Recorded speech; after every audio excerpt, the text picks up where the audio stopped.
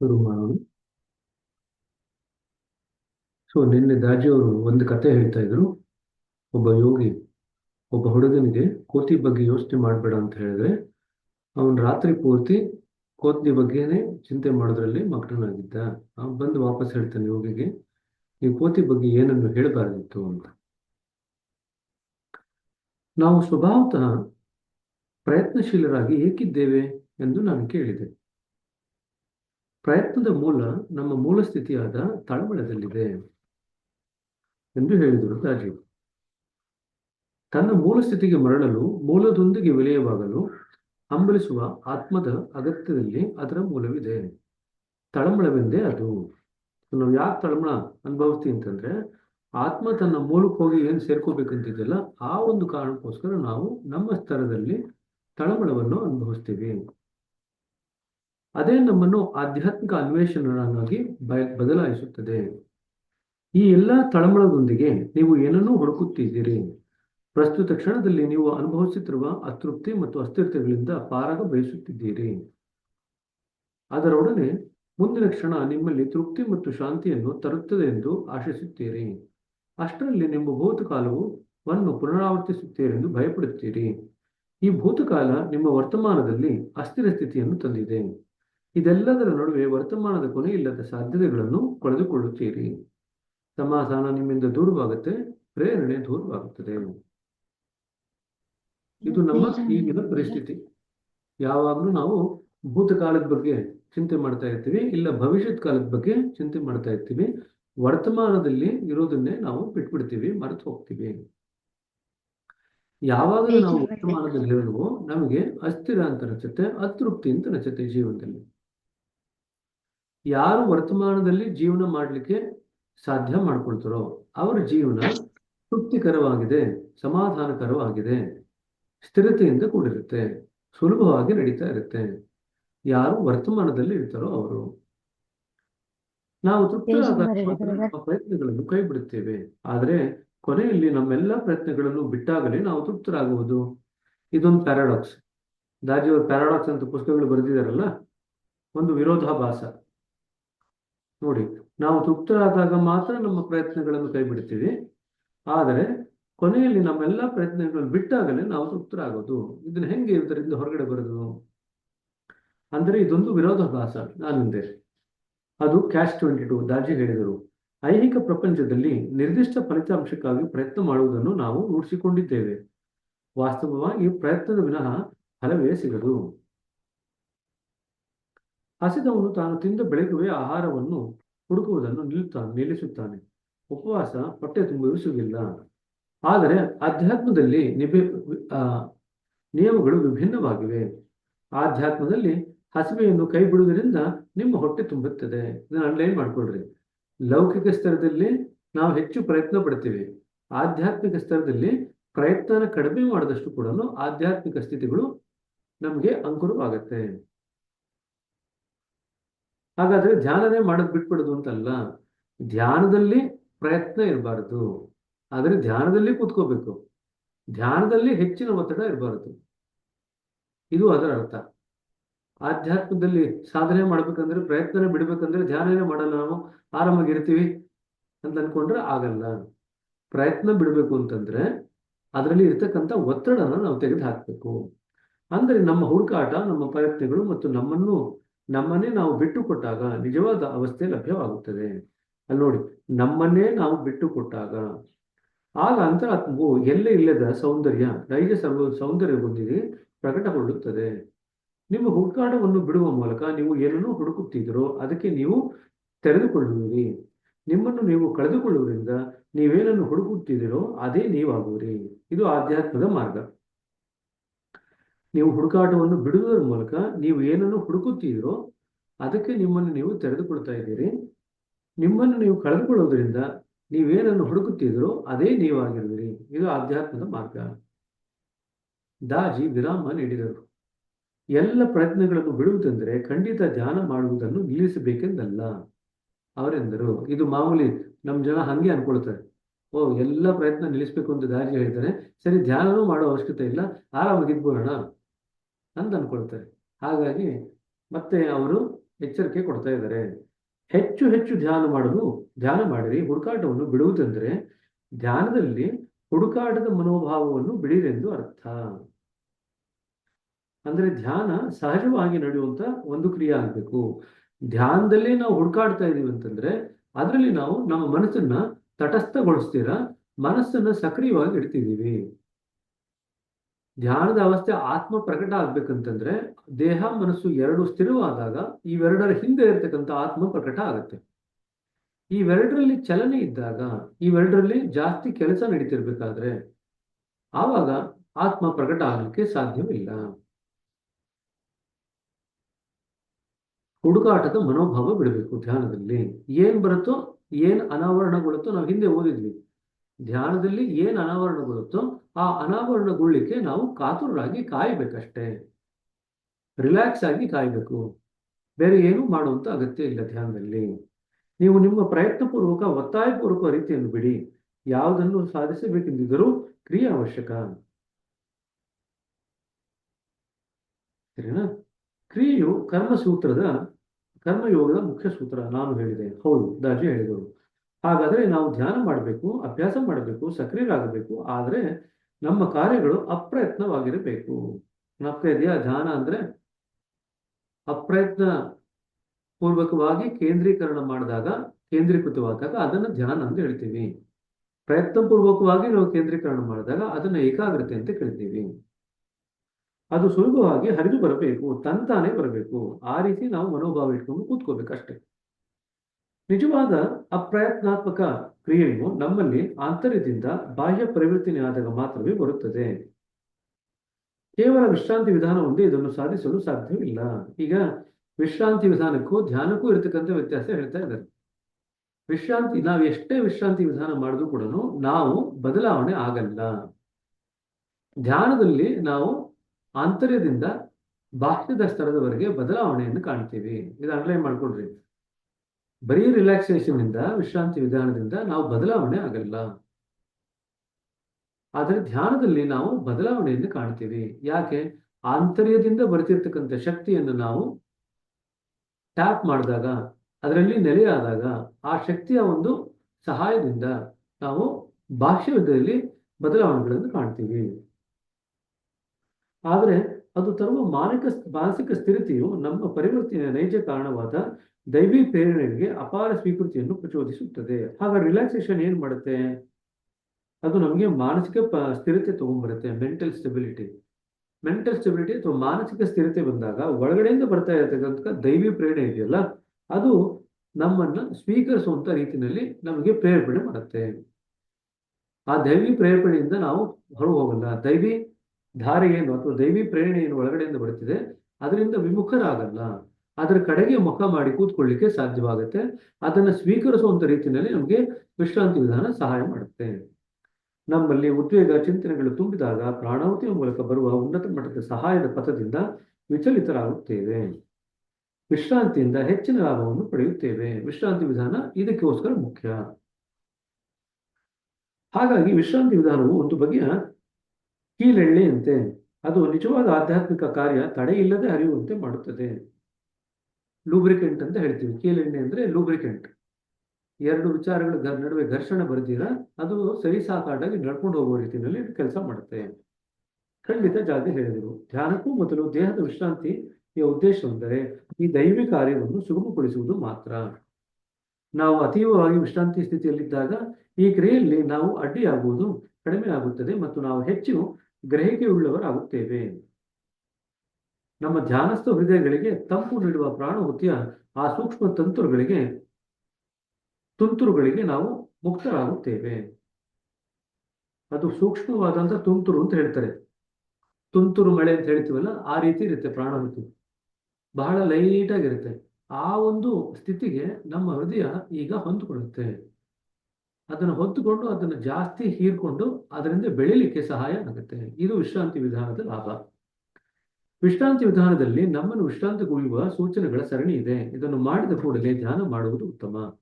ಆದರೆ ಅಗತ್ಯ ಕಂಡಾಗಲೆಲ್ಲ ಬಳಸಬಹುದು. ಅದನ್ನು ಅಂಡರ್ಲೈನ್ ಮಾಡ್ಕೊಳ್ರಿ. ವಿಶ್ರಾಂತಿ ವಿಧಾನ ಯಾವಾಗ ಬೇಕಾದ್ರೂ ಮಾಡ್ಬೋದು, ಯಾವ ವಯಸ್ಸಿನಲ್ಲಿ ಬೇಕಾದ್ರೂ ಕೂಡ ಮಾಡಬಹುದು. ದಾಜಿಯವರು ಮಾಡಿದಂತೆ ಈ ಸೂಚನೆಗಳನ್ನು ನೀಡುತ್ತಾ ನೀವು ಮತ್ತೊಬ್ಬರನ್ನು ವಿಶ್ರಾಂತಿಗೊಳ್ಳಲು ನೆರವಾಗಬಹುದು. ಈ ಸೂಚನೆಗಳನ್ನು ಪದಾನುಸಾರ ನೆನಪಿನಲ್ಲಿ ಇಡುವ ಅಗತ್ಯವಿಲ್ಲ. ವಿಶ್ರಾಂತಿ ವಿಧಾನದ ಸಾರವನ್ನು ಅರ್ಥೈಸಿಕೊಂಡಿರುವುದರಿಂದ ನಿಮ್ಮದೇ ಶಬ್ದಗಳಲ್ಲಿ ಮನಸ್ಸಿಂದ ಹೊರಹೊಮ್ಮಬಹುದು. ಕೆಲ ಕಾಲದ ನಂತರ ನಿಮಗೆ ವಿಧಾನದ ಅಗತ್ಯವೂ ಇರುವುದಿಲ್ಲ. ಅಂತಹ ಕ್ರಮಾನುಗತ ರೀತಿಯಲ್ಲಿ ಪೂರ್ಣ ಪ್ರಕ್ರಿಯೆಗೊಳಗಾಗುವ ಅಗತ್ಯವೂ ಇರುವುದಿಲ್ಲ. ಒಂದೇ ಉಸಿರಿನಲ್ಲಿ ನೀವು ಸಂಪೂರ್ಣವಾಗಿ ವಿಶ್ರಾಂತಿ ಕೊಳ್ಳಬಹುದು. ವಿಶ್ರಾಂತಿ ವಿಧಾನ ಮಾಡಿಸೋದು ಇಲ್ಲಿ ಬರ್ತಿದ್ದಾರೆ, ಇದನ್ನು ದಯವಿಟ್ಟು ನೀವು ಓದ್ಕೊಳ್ರಿ. ಸರಿನಾ? ಈಗ ವಿಶ್ರಾಂತಿ ವಿಧಾನ ಮಾಡ್ತಾಗ ಕೂತ್ಕೊಳ್ಳುವಂತ ಅವಶ್ಯಕತೆ ಇಲ್ಲ. ವಿಶ್ರಾಂತಿ ವಿಧಾನನ ಹೇಗೆ ಮಾಡಿಸೋದು ಅಂತ ಇಲ್ಲಿ ಸೂಚನೆಗಳು ಕೊಟ್ಟಿದ್ದಾರೆ. ಬಟ್ ಅದರ ಹಿಂದೆ ಇರತಕ್ಕಂಥ ತತ್ವ ಅರ್ಥ ಮಾಡ್ಕೊಂಡ್ಬಿಟ್ರೆ ದೇಹದ ಬೇರೆ ಬೇರೆ ಭಾಗಗಳಿಗೆ ನಮ್ಮ ಮನಸ್ಸಿನ ಗಮನವನ್ನು ತಗೊಂಡ್ಬಂದು ಆ ದೇಹದ ಭಾಗಗಳು ವಿಶ್ರಾಂತವಾಗ್ತಾ ಇದೆ ಅಂತ ನಾವು ಸೂಚನೆ ಕೊಡ್ತಾ ಹೋಗ್ತೀವಿ. ಸೂಚನೆ ಕೊಟ್ಟ ಮೇಲೆ ಸ್ವಲ್ಪ ಮಟ್ಟಿಗೆ ವಿರಾಮ ಕೊಡ್ತೀವಿ. ಆ ಸೂಚನೆ ಏನ್ ಕೊಟ್ಟಿದ್ದೀರ ಅದು ಪ್ರಕಟ ಆಗ್ಲಿಕ್ಕೆ, ಅದು ಪರಿಣಾಮ ಬೀರ್ಲಿಕ್ಕೆ. ಅದಾದ್ಮೇಲೆ ಮುಂದಿನ ಭಾಗಕ್ಕೆ ಹೋಗ್ತೀವಿ. ಇದೇ ರೀತಿಯಾಗಿ ದೇಹವನ್ನೆಲ್ಲ ನಾವು ವಿಶ್ರಾಂತಿಗೊಳಿಸಿದ ಮೇಲೆ ನಮ್ಮ ಮನಸ್ಸಿನ ಗಮನನ ಹೃದಯದ ಕಡೆಗೆ ತಗೊಂಡ್ಬಂದು ಹೃದಯದಲ್ಲಿ ದೈವಿ ಪ್ರಕಾಶದ ಮೂಲ ಇದೆ ಅಂತ ಅನ್ಕೊಂಡು ನಾವು ಧ್ಯಾನವನ್ನು ಶುರು ಮಾಡ್ತೀವಿ. ಸೊ ಹೀಗಾಗಿ ವಿಶ್ರಾಂತಿ ವಿಧಾನ ಮತ್ತು ಧ್ಯಾನ ಒಂದಕ್ಕೊಂದು ಜೊತೆಯಾಗಿ ನಡೆಯುತ್ತೆ. ನಾವು ಕಣ್ಣು ಮುಚ್ಚಿದ ತಕ್ಷಣ ವಿಶ್ರಾಂತಿ ಆಗುವಂತ ಸಾಧ್ಯತೆ ನಮ್ಮಲ್ಲಿ ಬೆಳೆದಾಗ ನಾವು ವಿಶ್ರಾಂತಿ ವಿಧಾನನ ಮಾಡಿಕೊಂಡೇ ಧ್ಯಾನ ಮಾಡುವಂತ ಅವಶ್ಯಕತೆ ಏನಿಲ್ಲ. ನಾವು ನೇರವಾಗಿ ಧ್ಯಾನಕ್ಕೆ ಹೋಗಿ ಧ್ಯಾನ ಮಾಡ್ಲಿಕ್ಕೆ ಶುರು ಮಾಡಬಹುದು. ಸರಿನಾ? ಸರಿ, ಧ್ಯಾನ ಮಾಡುವುದು ಹೇಗೆ? ಕ್ಯಾಚ್ 22 ಅಂದ್ರೆ ಏನು? ಕ್ಯಾಚ್ 22 ಅಂತಂದ್ರೆ ಈ ಕಡೆ ಹೋದ್ರು ತೊಂದ್ರೆ, ಆ ಕಡೆ ಹೋದ್ರು ತೊಂದ್ರೆ. ಇದರಿಂದ ಬಿಡಿಸ್ಕೊಳ್ಳೋರ್ಗು ಅದನ್ನ ಬಿಡಿಸ್ಕೊಳಕ್ಕಾಗಲ್ಲ, ಅದನ್ನ ಬಿಡಿಸ್ಕೊಳ್ಳೋರ್ಗು ಇದನ್ನ ಬಿಡಿಸ್ಕೊಳಕ್ಕಾಗಲ್ಲ. ಅರ್ಥ ಆಯ್ತಾ? ಕ್ಯಾಚ್ 22 ಅಂದ್ರೆ ಇಂಗ್ಲಿಷ್ ನಲ್ಲಿ ವಿರೋಧಾಭಾಸಕ್ಕೆ ಇನ್ನೊಂದು ಪದ, ಪ್ಯಾರಾಡಾಕ್ಸ್ಗೆ ಇನ್ನೊಂದು ಪದ. ಈಗ ಬೆಳಗ್ಗೆ ಕೋಳಿ ಮೊದಲು ಬಂತ, ಮೊಟ್ಟೆ ಮೊದಲು ಬಂತ ಅಂತ ಹೇಳ್ತೀವಲ್ಲ, ಅದು ಕ್ಯಾಚ್ 22. ಅದನ್ನ ನಾವು ಕೋಳಿ ಹಿಡ್ಕೊಂಡ್ರು ಸಾಲ್ವ್ ಮಾಡ್ಲಿಕ್ಕೆ ಆಗಲ್ಲ, ಮೊಟ್ಟೆ ಹಿಡ್ಕೊಂಡ್ರು ಸಾಲ್ವ್ ಮಾಡ್ಲಿಕ್ಕೆ ಆಗಲ್ಲ. ಅದು ಎರಡನ್ನೂ ಬಿಟ್ಟು ಬೇರೆ ಸ್ಥಳಕ್ಕೆ ಹೋದಾಗ ಅದನ್ನ ಸಾಲ್ವ್ ಮಾಡ್ಬೇಕು ಪ್ರಾಬ್ಲಮ್. ಅದಕ್ಕೆ ಕ್ಯಾಚ್ 22 ಅಂತ ಹೇಳ್ತೀವಿ. ಸರಿನಾ? ಹೇಳ್ರಿ. ಏನಿಲ್ಲ ಬ್ರದರ್, ಬೆಳಗ್ಗೆ ನಾವು ಧ್ಯಾನ ಮಾಡಿದಾಗ್ಲೂ ವಿಶ್ರಾಂತಿ ವಿಧಾನ ಬೇಕಾಗುತ್ತೆ ನಮ್ಗೆ. ಒಬ್ಬೊಬ್ಬರಿಗೆ ಅವರವರ ಅನುಭವದ ಪ್ರಕಾರ ಹೋಗ್ಬೇಕಾಗತ್ತೆ. ಹಲವಾರು ವರ್ಷದಿಂದ ನೀವು ಧ್ಯಾನ ಮಾಡಿ ಈಗಲೂ ವಿಶ್ರಾಂತಿ ವಿಧಾನ ಅಗತ್ಯ ಇದೆ ಅಂತಂದ್ರೆ ಎಲ್ಲೋ ಧ್ಯಾನದಲ್ಲಿ ಎಡವಟ್ಟಾಗಿದೆ ಅಂತ. ಕೆಲವೇ ವರ್ಷಗಳಲ್ಲಿ ನೀವು ಧ್ಯಾನ ಮಾಡ್ತಾ ಮಾಡ್ತಾ ವಿಶ್ರಾಂತಿಯ ವಿಧಾನದ ಅಗತ್ಯ ನಮಗೆ ಕಾಲಕ್ರಮೇಣ ಕಡಿಮೆ ಆಗ್ತಾ ಹೋಗ್ಬೇಕು. ಸರಿನಾ? ವಿಶ್ರಾಂತಿಯ ವಿಧಾನದೊಂದಿಗೆ ಮಾತ್ರನೇ ಮಾಡಿದ್ರೆ ಧ್ಯಾನ ನನಗೆ ಪರಿಪಕ್ವ ಆಗುತ್ತೆ, ವಿಶ್ರಾಂತಿ ವಿಧಾನ ಇಲ್ದಿರೋ ಧ್ಯಾನ ಮಾಡಿದ್ರೆ ನನಗೆ ಅದು ಸರಿ ಹೋಗಲ್ಲ ಅಂತ ಅನಿಸಿದ್ರೆ ನಾವು ವಿಶ್ರಾಂತಿ ವಿಧಾನಕ್ಕೆ ತುಂಬಾ ಅಂಟ್ಕೊಂಡಿದ್ದೀವಿ ಅಂತ ಆಯ್ತು. ಧ್ಯಾನದಲ್ಲಿ ನಾವು ಅಂಟುವಿಕೆನ ಕಡಿಮೆ ಮಾಡಿಸ್ಕೋಬೇಕು ಅಂತ ಧ್ಯಾನ ಮಾಡ್ತಿರೋದು, ಆದ್ರೆ ಧ್ಯಾನ ಶುರು ಮಾಡ್ಬೇಕಾದ್ರೆ ವಿಶ್ರಾಂತಿ ವಿಧಾನಕ್ಕೆ ಅಂಟ್ಕೊಂಡಿರ್ತೀವಿ. ಆಯ್ತಾ? ಅದರ ಅಗತ್ಯ ಕಾಲಕ್ರಮೇಣ ಕಡಿಮೆ ಆಗ್ತಾ ಹೋಗ್ಬೇಕು. ಆವಾಗ ನೀವು ಸರಿಯಾಗಿ ಮಾಡ್ತಾ ಇದ್ದೀರಾ ಅಂತ. ಸರಿನಾ? ಅದು ಯಾವ ಸಮಯದಲ್ಲೇ ಇರ್ಬೋದು, ಅದು ಹಗಲೊತ್ತಲ್ಲಿ ಇರ್ಬೋದು, ಬೆಳಗಿನ ಜಾವ ಇರ್ಬೋದು, ಮಧ್ಯರಾತ್ರಿ ಇರ್ಬೋದು. ಸಾಮಾನ್ಯವಾಗಿ ವಿಶ್ರಾಂತಿ ವಿಧಾನದ ಅಗತ್ಯ ಕಾಲಕ್ರಮೇಣ ಕಡಿಮೆ ಆಗ್ತಾ ಹೋಗ್ಬೇಕು. ಸಾಮಾನ್ಯವಾಗಿ ಅನುಭವದಲ್ಲಿ ಏನ್ ನೋಡ್ತೀವಿ ಅಂತಂದ್ರೆ ಮಧ್ಯರಾತ್ರಿ ಮಾಡಿದಾಗ ವಿಶ್ರಾಂತಿ ವಿಧಾನ ಮಾಡುವಂತ ಅಗತ್ಯ ಬರಲ್ಲ. ಯಾಕಂತಂದ್ರೆ ಆಗ ತಾನೇ ನಿದ್ದೆಯಿಂದ ಎದ್ದಿರ್ತೀವಿ, ನಮ್ಮ ಮನಸ್ಸು ಆಲ್ರೆಡಿ ಆಳದಲ್ಲಿದೆ, ಗಾಢ ನಿದ್ರೆಯಿಂದ ಎದ್ದಿರ್ತೀವಿ. ಸೊ ಆವಾಗ ವಿಶ್ರಾಂತಿ ವಿಧಾನ ಅಗತ್ಯ ಇಲ್ಲ. ಅದೇ ನೀವು ಬೆಳಗಿನ ಜಾವ ಮಾಡಿದಾಗ ಕೆಲವೊಮ್ಮೆ ಅಗತ್ಯ ಬೇಕಾಗತ್ತೆ, ಕೆಲವೊಮ್ಮೆ ಅಗತ್ಯ ಇರಲ್ಲ. ಕನಸಿನಿಂದ ಎದ್ದಿದ್ರೆ, ಕನಸಿನ ತಳಮಳದಲ್ಲಿ ಎದ್ದಿದ್ರೆ, ಆಗ ಫಾರ್ ಎಕ್ಸಾಂಪಲ್ ಯಾವುದೋ ಒಂದು ಕೆಟ್ಟ ಕನಸು ಬಿತ್ತಪ್ಪ, ಎದ್ರಿ ಧ್ಯಾನ ಮಾಡ್ಲಿಕ್ಕೆ ಕೂತ್ಕೊಂಡ್ರಿ, ಆ ಕೆಟ್ಟ ಕನಸು ನಿಮ್ಮ ಮನಸ್ಸಿನಲ್ಲಿ ಓಡ್ತಾ ಇರುತ್ತೆ, ಎಲ್ಲಿ ಧ್ಯಾನ ಮಾಡ್ತೀರಾ? ಆ ಸಮಯದಲ್ಲಿ ವಿಶ್ರಾಂತಿ ವಿಧಾನ ಮಾಡಿಕೊಂಡು ಧ್ಯಾನ ಮಾಡಿದ್ರೆ ಒಳ್ಳೇದು. ಬೆಳಗ್ಗೆ ಎದ್ರಿ ಯಾವ ಕನಸು ಇಲ್ಲ, ಮನಸ್ಸು ಪ್ರಶಾಂತವಾಗಿದೆ, ಆಗ ವಿಶ್ರಾಂತಿ ವಿಧಾನ ಮಾಡುವಂತ ಅಗತ್ಯ ಇಲ್ಲ, ನೇರವಾಗಿ ಧ್ಯಾನಕ್ಕೆ ಹೋಗ್ಬೋದು. ಸರಿನಾ? ಸೊ ಎರಡು ತತ್ವಗಳು, ಯಾವ ಸಮಯದಲ್ಲಿ ನೀವು ಧ್ಯಾನ ಮಾಡ್ತೀರಾ ಅದರ ಪ್ರಕಾರ ವಿಶ್ರಾಂತಿ ವಿಧಾನ ಅಗತ್ಯ ಜಾಸ್ತಿ ಆಗುತ್ತೆ, ಕಡಿಮೆ ಆಗುತ್ತೆ. ನಾವು ಧ್ಯಾನ ಅಭ್ಯಾಸ ಮಾಡಿದಂತೆಲ್ಲ ವಿಶ್ರಾಂತಿ ವಿಧಾನಕ್ಕೆ ಅಂಟುಕೊಳ್ಳದೆ ಇದ್ರೆ ಕಾಲಕ್ರಮೇಣದಲ್ಲಿ ವಿಶ್ರಾಂತಿ ವಿಧಾನ ಮಾಡುವಂತ ಅಗತ್ಯ ಕಾಲಕ್ರಮೇಣದಲ್ಲಿ ಕಡಿಮೆ ಆಗ್ತಾ ಹೋಗುತ್ತೆ. ಸರಿನಾ? ಈ ಎರಡು ತತ್ವಗಳನ್ನ ನಾವು ಇಟ್ಕೊಂಡ್ರೆ ವಿಶ್ರಾಂತಿ ವಿಧಾನ ಬಗ್ಗೆ ಮುಂದುವರ್ಸೋಣ. ಈಗ ಧ್ಯಾನ ಮಾಡುವುದು ಹೇಗೆ? ಒಂದು ನಿಗದಿತ ಸಮಯ, ಸ್ಥಳ ಮತ್ತು ಆರಾಮದಾಯಕ ಭಂಗಿಯಲ್ಲಿ ಕಂಡುಕೊಂಡ ನಂತರ ನಾವೀಗ ಧ್ಯಾನ ಮಾಡಲು ಸಿದ್ಧರಾಗಿದ್ದೇವೆ. ನಿಧಾನವಾಗಿ ಕಣ್ಣುಗಳನ್ನು ಮುಚ್ಚಿ ಹೃದಯದೊಳಗೆ ದೈವಿ ಪ್ರಕಾಶವಿದೆ ಎಂದು ಅದು ನಮ್ಮನ್ನು ಒಳಗಡೆಗೆ ಆಕರ್ಷಿಸುತ್ತೆ ಎಂದು ವಿಚಾರದೊಂದಿಗೆ ಹೃದಯದಲ್ಲಿ ನಮ್ಮ ಅರಿವನ್ನು ಕೇಂದ್ರೀಕರಿಸುತ್ತೇವೆ. ನೋಡ್ರಿ, ಇಲ್ಲಿ ಅಂಡರ್ಲೈನ್ ಮಾಡ್ಕೊಳ್ರಿ. ಹೃದಯದಲ್ಲಿ ನಮ್ಮ ಅರಿವನ್ನು ಕೇಂದ್ರೀಕರಿಸುತ್ತೇವೆ. ನಾವೇನ್ ಮಾಡ್ತೀವಿ, ಮೊದಲು ಅರಿವನ್ನ ಕೇಂದ್ರೀಕರಿಸ್ಲಿಕ್ಕೆ ಮುಂಚೆ ಮನಸ್ಸಿನ ಗಮನವನ್ನ ಹೃದಯದ ಮೇಲೆ ತಗೊಂಡ್ಬರ್ತೀವಿ. ನಾವು ಮನಸ್ಸಿನ ಗಮನನ ಹೃದಯದಲ್ಲಿ ಅಪ್ರಯತ್ನವಾಗಿ ನೆಲೆಗೊಟ್ಟಾಗ ಅರಿವಿನ ಸ್ಥಿತಿಗೆ ತಾವಾಗಿ ಹೋಗ್ತೀವಿ. ಅರಿವಿನ ಸ್ಥಿತಿಗೆ ಹೋಗ್ಲಿಕ್ಕೆ ನಮ್ಗೆ ಯಾವ ಪ್ರಯತ್ನದ ಅಗತ್ಯವೂ ಇಲ್ಲ. ಅದೇ ನಾವು ಗಮನದ ಸ್ಥಿತಿಗೆ ಹೋಗ್ಬೇಕಂತಂದ್ರೆ, ಅಟೆನ್ಷನ್ಗೆ ಹೋಗ್ಬೇಕಂದ್ರೆ ಸ್ವಲ್ಪ ಮಟ್ಟಿಗೆ ಅದರಲ್ಲಿ ನಮಗೆ ಪ್ರಯತ್ನದ ಅಗತ್ಯ ಉಂಟು. ಧ್ಯಾನದಲ್ಲಿ ನಾವು ಅಪ್ರಯತ್ನವಾಗಿ ಮಾಡ್ಬೇಕು ಅಂತ ಹೇಳ್ತಾ ಇದ್ವಿ. ಅಪ್ರಯತ್ನವಾಗಿ ಮಾಡ್ಬೇಕಾದ್ರೆ ಏನಾಗುತ್ತೆ, ಕಾಲಕ್ರಮೇಣದಲ್ಲಿ ನಾವು ಗಮನದಿಂದ ಶುರು ಮಾಡಿದ್ದು ಕಾಲಕ್ರಮೇಣದಲ್ಲಿ ನಾವು ಅರಿವಿನಲ್ಲಿ ನೆಲೆಕೊಳ್ತೀವಿ. ಇದು ನಿಜವಾದಂತ ಧ್ಯಾನ. ಹೃದಯದಲ್ಲಿ ದೈವಿ ಪ್ರಕಾಶತೆ ಎಂದು ವಿಚಾರ ಮಾಡುವ ಅರ್ಥವೇನು ಎಂದು ಕೇಳಿದೆ. ಅದೊಂದು ಕಲ್ಪನೆ ಅಂತ ಇಲ್ಲಿ ಬರೆದಿದ್ದಾರೆ. ಅದೊಂದು ಊಹೆ ಅಂತ ಬರಿಬೇಕು. ನಾವೊಂದು ಸೂಚನೆ ಅಥವಾ ಸಲಹೆ ಅಥವಾ ಒಂದು ಊಹೆ ಇಟ್ಕೊಂಡು ಕೂತ್ಕೊಳ್ತೀವಿ.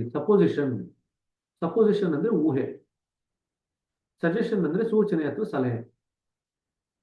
ಸೊ ನಾವು ಸಪೋಸಿಷನ್ ಅಥವಾ ಸಲಹೆ ಕೊಟ್ಕೊಂಡು ಕೂತ್ಕೊಳ್ತೀವಿ. ಇಲ್ಲಿ ಕಲ್ಪನೆ ಅಂತ ಬರೆದಿದ್ದಾರೆ. ಕಲ್ಪನೆ ಮಾಡುವಂತ ಅಗತ್ಯ ಇಲ್ಲ. ಕಲ್ಪನೆ ಅಂದ್ರೆ ಜನ ಏನ್ ಮಾಡ್ತಾರೆ ಅಂದ್ರೆ, ದೈವಿ ಪ್ರಕಾಶ ಹೇಗಿರುತ್ತೆ ಅಂತ ಕಲ್ಪನೆ ಮಾಡ್ಕೊಳ್ತಾ ಕೂತ್ಕೊಳ್ತಾರೆ. ಅದನ್ನು ಮಾಡ್ಕೊಳ್ಲಿಕ್ಕೆ ಹೋಗಬಾರ್ದು. ಅದೊಂದು ಊಹೆ ಅಷ್ಟೇ, ಅದೊಂದು ಸೂಚನೆ, ಅದೊಂದು ಸಲಹೆ ಇದೆ ಅಂತ ಅನ್ಕೊಂಡು ಕೂತ್ಕೊಳ್ಳೋದು. ಅರ್ಥ ಆಯ್ತಾ? ಮೊದಲಿಗೆ ಹೃದಯದಲ್ಲಿ ಏನಿದೆ ಎಂದು ನಮಗೆ ತಿಳಿದಿರುವುದಿಲ್ಲ. ಅದನ್ನು ತಿಳಿದುಕೊಳ್ಳಲು ನಾವು ಕಾಯುತ್ತಿರುತ್ತೇವೆ. ಧ್ಯಾನ ಒಂದು ಪ್ರಯೋಗ. ಅದರಲ್ಲಿ ನಾವು ನಮ್ಮ ಹೃದಯದಲ್ಲಿರುವ ದೈವಿ ಪ್ರಕಾಶವೆಂಬ ಕಲ್ಪನೆಯನ್ನು ಪರೀಕ್ಷಿಸುತ್ತೇವೆ. ಅದನ್ನು ನಿಜವಾಗಿ ಭಾವನೆಯ ಮೂಲಕ ನಾವು ಅನುಭವಿಸಿದಾಗ ಆ ಪ್ರಯೋಗದ ಪುರಾವೆ ಸಿಗುವುದು. ನಾವಿದೆ ಅಂತ ಕೂತ್ಕೊಳ್ತೀವಿ. ಇದೆ ಅನ್ನೋದಾದ್ರೆ ಅದು ಪ್ರಕಟ ಆಗ್ಬೇಕು. ಕಾಲಕ್ರಮೇಣದಲ್ಲಿ ಅದು ಪ್ರಕಟ ಆಗುವವರೆಗೂ ಕೂಡ ಕಾಯ್ತೀವಿ. ಕಲ್ಪನೆ ಮಾಡ್ಕೊಂಡ್ರೆ ನಾವೇನ್ ಮಾಡ್ತೀವಿ ತಪ್ಪು, ನಾವು ಪ್ರಯತ್ನ ಪಡ್ತಾ ಇದ್ದೀವಿ, ನಾವು ಒಂದಿಷ್ಟು ಒತ್ತಡ ಹಾಕ್ತಾ ಇದ್ದೀವಿ. ಸೊ ಕಲ್ಪನೆ ಮಾಡ್ಕೋಬಾರದು. ಒಂದು ಸೂಚನೆ ಕೊಟ್ಕೊಂಡು ಕೂತ್ಕೋಬೇಕಷ್ಟೇ. ಆ ಸೂಚನೆಯಲ್ಲಿ ಅದು ಇದೆಯಾ ಇಲ್ವಾ ಅನ್ನೋದು ನಮ್ಗೆ ಗೊತ್ತಿಲ್ಲ, ಆದ್ರೆ ಸೂಚನೆ ಕೊಟ್ಕೊಳ್ತೀವಿ. ಈಗ ಕಂಪ್ಯೂಟರ್ ಸರ್ಚ್ ಕೊಡ್ತೀರಾ ಅಂತ ಇಟ್ಕೊಳ್ರಿ. ಕಂಪ್ಯೂಟರ್ ಸರ್ಚ್ ಕೊಟ್ಟಾಗ ಕಂಪ್ಯೂಟರ್ ಅದ್ರಲ್ಲಿ ಇರತಕ್ಕಂಥ ಫೈಲ್ಸ್ನೆಲ್ಲ ಹುಡುಕತ್ತೆ. ಏನಾದ್ರು ಇತ್ತು ಅಂತಂದ್ರೆ ಅದು ತೋರಿಸುತ್ತೆ, ಇಲ್ಲಿದೆ ನೀವು ಹುಡುಕ್ತಾ ಇರೋದು ಅಂತ. ಏನು ಇಲ್ಲದೆ ಇದ್ರೆ ನೋ ರಿಸಲ್ಟ್ಸ್ ಫೌಂಡ್ ಅಂತ ಉತ್ತರ ಕೊಡುತ್ತೆ. ಕರೆಕ್ಟಾ? ಎರಡೂ ಸ್ಥಿತಿನಲ್ಲಿ ನಮ್ಮ ಕಂಪ್ಯೂಟರ್ ಆ ಕೆಲಸ ಮಾಡಿದ್ಮೇಲೆ ಸುಮ್ಮನಾಗತ್ತೆ. ಕರೆಕ್ಟಾ? ಅದೇ ರೀತಿಯಾಗಿ ನಾವು ದೈವಿ ಪ್ರಕಾಶದ ಮೂಲ ನನ್ನಲ್ಲಿದೆ ಅಂತ ಅಂದ್ಕೊಂಡು ಕೂತ್ಕೊಳ್ತೀವಿ. ಈಗ ಮನಸ್ಸು ಅದನ್ನು ಹುಡುಕ್ಲಿಕ್ಕೆ ಶುರು ಮಾಡುತ್ತೆ. ಕಲ್ಪನೆ ಮಾಡ್ಕೋಬಾರದು. ಮನಸ್ಸು ಹುಡುಕ್ಲಿಕ್ಕೆ ಶುರು ಮಾಡುತ್ತೆ. ಅದರಲ್ಲಿರೋ ಫೈಲ್ಸ್ ಎಲ್ಲ ನೋಡುತ್ತೆ. ಇತ್ತು ಅಂತಂದ್ರೆ ನೋಡಪ್ಪ, ಇಲ್ಲಿ ದೈವಿ ಪ್ರಕಾಶದ ಮೂಲ ಇದೆ, ಇದು ಅದು ಅಂತ ತೋರಿಸುತ್ತೆ. ಅದು ಸಿಗಲಿಲ್ಲ ಅಂತಂದ್ರೆ ಮನಸ್ಸು ಯಾವುದು ಸಿಗಲಿಲ್ಲಪ್ಪ ದೈವಿ ಪ್ರಕಾಶದ ಮೂಲ ಅಂತ ಹೇಳಿ ಮನಸ್ಸು ಸುಮ್ಮನೆ ಕೂತ್ಕೊಳ್ಳುತ್ತೆ. ಎರಡೂ ಸ್ತರದಲ್ಲಿ ಮನಸ್ಸು ಸುಮ್ಮನೆ ಕೂತ್ಕೊಳ್ಳುತ್ತೆ. ಅದಾದ್ಮೇಲೆ ನಮ್ಗೆ ದೈವಿ ಪ್ರಕಾಶದ ಮೂಲದ ಕಡೆಗೆ ಹೋಗ್ಲಿಕ್ಕೆ ಅನುವಾಗುತ್ತೆ. ಅರ್ಥ ಆಯ್ತಾ? ಈ ಸೂಚನೆ ಕೊಟ್ಕೊಳ್ಳೋದ್ರಿಂದ ಏನಾಗುತ್ತೆ ಅಂತ, ಸೂಚನೆ ಕೊಟ್ಕೊಳ್ಳೋದ್ರಿಂದ ಮನಸ್ಸನ್ನ ಸ್ಥಿರತೆಗೆ ತರಲಿಕ್ಕೆ ನಮ್ಗದು ಸಹಾಯವನ್ನು ಮಾಡುತ್ತೆ. ಮನಸ್ಸು ತಟಸ್ಥವಾಗಿ ಕೂತ್ಕೊಂಡ್ಮೇಲೆ, ದೇಹವು ತಟಸ್ಥವಾಗಿ ಕೂತ್ಕೊಂಡ್ಮೇಲೆ ಒಳಗಡೆಯಿಂದ ಆಧ್ಯಾತ್ಮಿಕತೆ ಅರಳಲಿಕ್ಕೆ ಪ್ರಾರಂಭ ಆಗುತ್ತೆ. ಇದು ಆಗ್ತಕ್ಕಂಥ ಕೆಲಸ. ಈ ಧ್ಯಾನ ಪ್ರಯೋಗವನ್ನು ಹೇಗೆ ಮಾಡುವುದು ನಾನು ಕೇಳಿದೆ. ನಾವು ವಿಶ್ರಾಂತರಾಗಿ ನಮ್ಮ ಅರಿವನ್ನು ಹೃದಯದಲ್ಲಿ ನಿಧಾನವಾಗಿ ನಿಲ್ಲಿಸುತ್ತೇವೆ. ದೈವಿ ಪ್ರಕಾಶವು ವಿಚಾರವಲ್ಲ, ಒಂದು ಭಾವನೆ. ಇದನ್ನ ಅಂಡರ್ಲೈನ್ ಮಾಡ್ಕೊಳ್ರಿ. ದೈವಿ ಪ್ರಕಾಶದ ಮೂಲ ಅನ್ನೋದು ಅದು ಒಂದು ವಿಚಾರ ಅಲ್ಲ, ಥಾಟ್ ಅಲ್ಲ, ಅದು ಸೂಚನೆ, ಅದು ಭಾವನೆ. It's A feeling. ಈ ಭಾವನೆಯನ್ನು ಸೃಷ್ಟಿಸಲಾಗದು. ಆದ್ದರಿಂದ ಅದರ ಬಗ್ಗೆ ಯೋಚನೆ ಮಾಡುವುದಾಗಲಿ ಅನುಭವಿಸುವ ಪ್ರಯತ್ನವಾಗಲಿ ಮಾಡಬಾರದು. ಧ್ಯಾನವು ನಿರೀಕ್ಷಣೆಯ ಕಾರ್ಯ. ಆರಾಮವಾಗಿ ಸಹನೆಯಿಂದ ಯಾವುದೇ ಅಪೇಕ್ಷೆಗಳಿಲ್ಲದೆ ನಿರೀಕ್ಷಿಸುವುದು. ಆದ್ದರಿಂದ ಹೃದಯದಲ್ಲಿ ದೈವಿ ಪ್ರಕಾಶವಿದೆ, ಅದು ನಮ್ಮನ್ನು ತನ್ನೆಡೆಗೆ ಆಕರ್ಷಿಸುತ್ತಿದೆ ಎಂದು ಮತ್ತೆ ಮತ್ತೆ ನೆನಪಿಸಿಕೊಳ್ಳಬಾರದು. ಆ ವಿಚಾರವನ್ನು ಪುನಃ ಪುನಃ ತರುವ ಅಗತ್ಯವಿಲ್ಲ. ದೈವಿ ಪ್ರಕಾಶ ನನ್ನ ಹೃದಯದಲ್ಲಿದೆ, ದೈವಿ ಪ್ರಕಾಶ ನನ್ನ ಹೃದಯದಲ್ಲಿದೆ ಎಂದು ಜಪಿಸಲು ಅದು ಮಂತ್ರವಲ್ಲ. ಅದು ನಮ್ಮ ಶಾಂತಿಯನ್ನು ಕಲಕುತ್ತದೆ. ಅದು ಕೃತ್ರಿಮ ಮತ್ತು ಪ್ರಯತ್ನಪೂರ್ವಕವಾಗುತ್ತದೆ. ಬದಲಾಗಿ ಹೃದಯದಲ್ಲಿರುವ ಪ್ರಕಾಶದ ನಿಜವಾದ ಅನುಭವ ದೊರಕಲು ದೈವಿ ಪ್ರಕಾಶದ ವಿಚಾರವು ನಮ್ಮ ಮನಸ್ಸಿನಿಂದ ಮಾಯವಾಗಬೇಕು. ಧ್ಯಾನದ ವಸ್ತುವನ್ನು ನಾವು ಅನುಭವಿಸಬೇಕು, ಅದನ್ನು ಕುರಿತು ಆಲೋಚಿಸಬಾರದು. ಅದನ್ನು ಅಂಡರ್ಲೈನ್ ಮಾಡ್ಕೊಂಡ್ರಿ. ನಾನು ಅದಕ್ಕೆ ಹೇಳಿದ್ದು, ಸರ್ಚ್ ಆಗುತ್ತೆ, ಸರ್ಚ್ ಆದ್ಮೇಲೆ ಮನಸ್ಸು ತಟಸ್ಥವಾಗಿ ಕೂತ್ಕೊಂಡ್ಬಿಡುತ್ತೆ.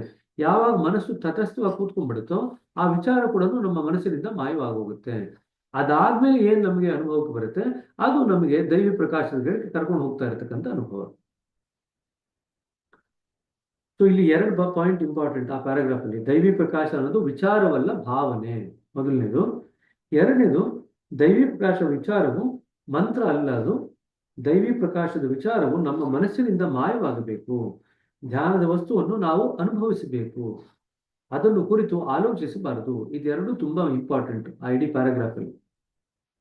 ಆದರೆ ಧ್ಯಾನದ ವ್ಯಾಖ್ಯಾನದಂತೆ ಒಂದೇ ವಸ್ತುವಿನ ಕುರಿತು ನಿರಂತರ ಆಲೋಚನೆ ಎಂದಲ್ಲವೇ? ಇದು ಆಕ್ಸ್ಫರ್ಡ್ ಡಿಕ್ಷನರಿ ಡೆಫಿನಿಷನ್. ಧ್ಯಾನ ಅಂದ್ರೆ ಒಂದೇ ವಸ್ತುವಿನ ಕುರಿತು ಯೋಚನೆ ಮಾಡ್ತಾ ಇರೋದು ಅಂತ ಬರೀತಾರೆ ಅವರು.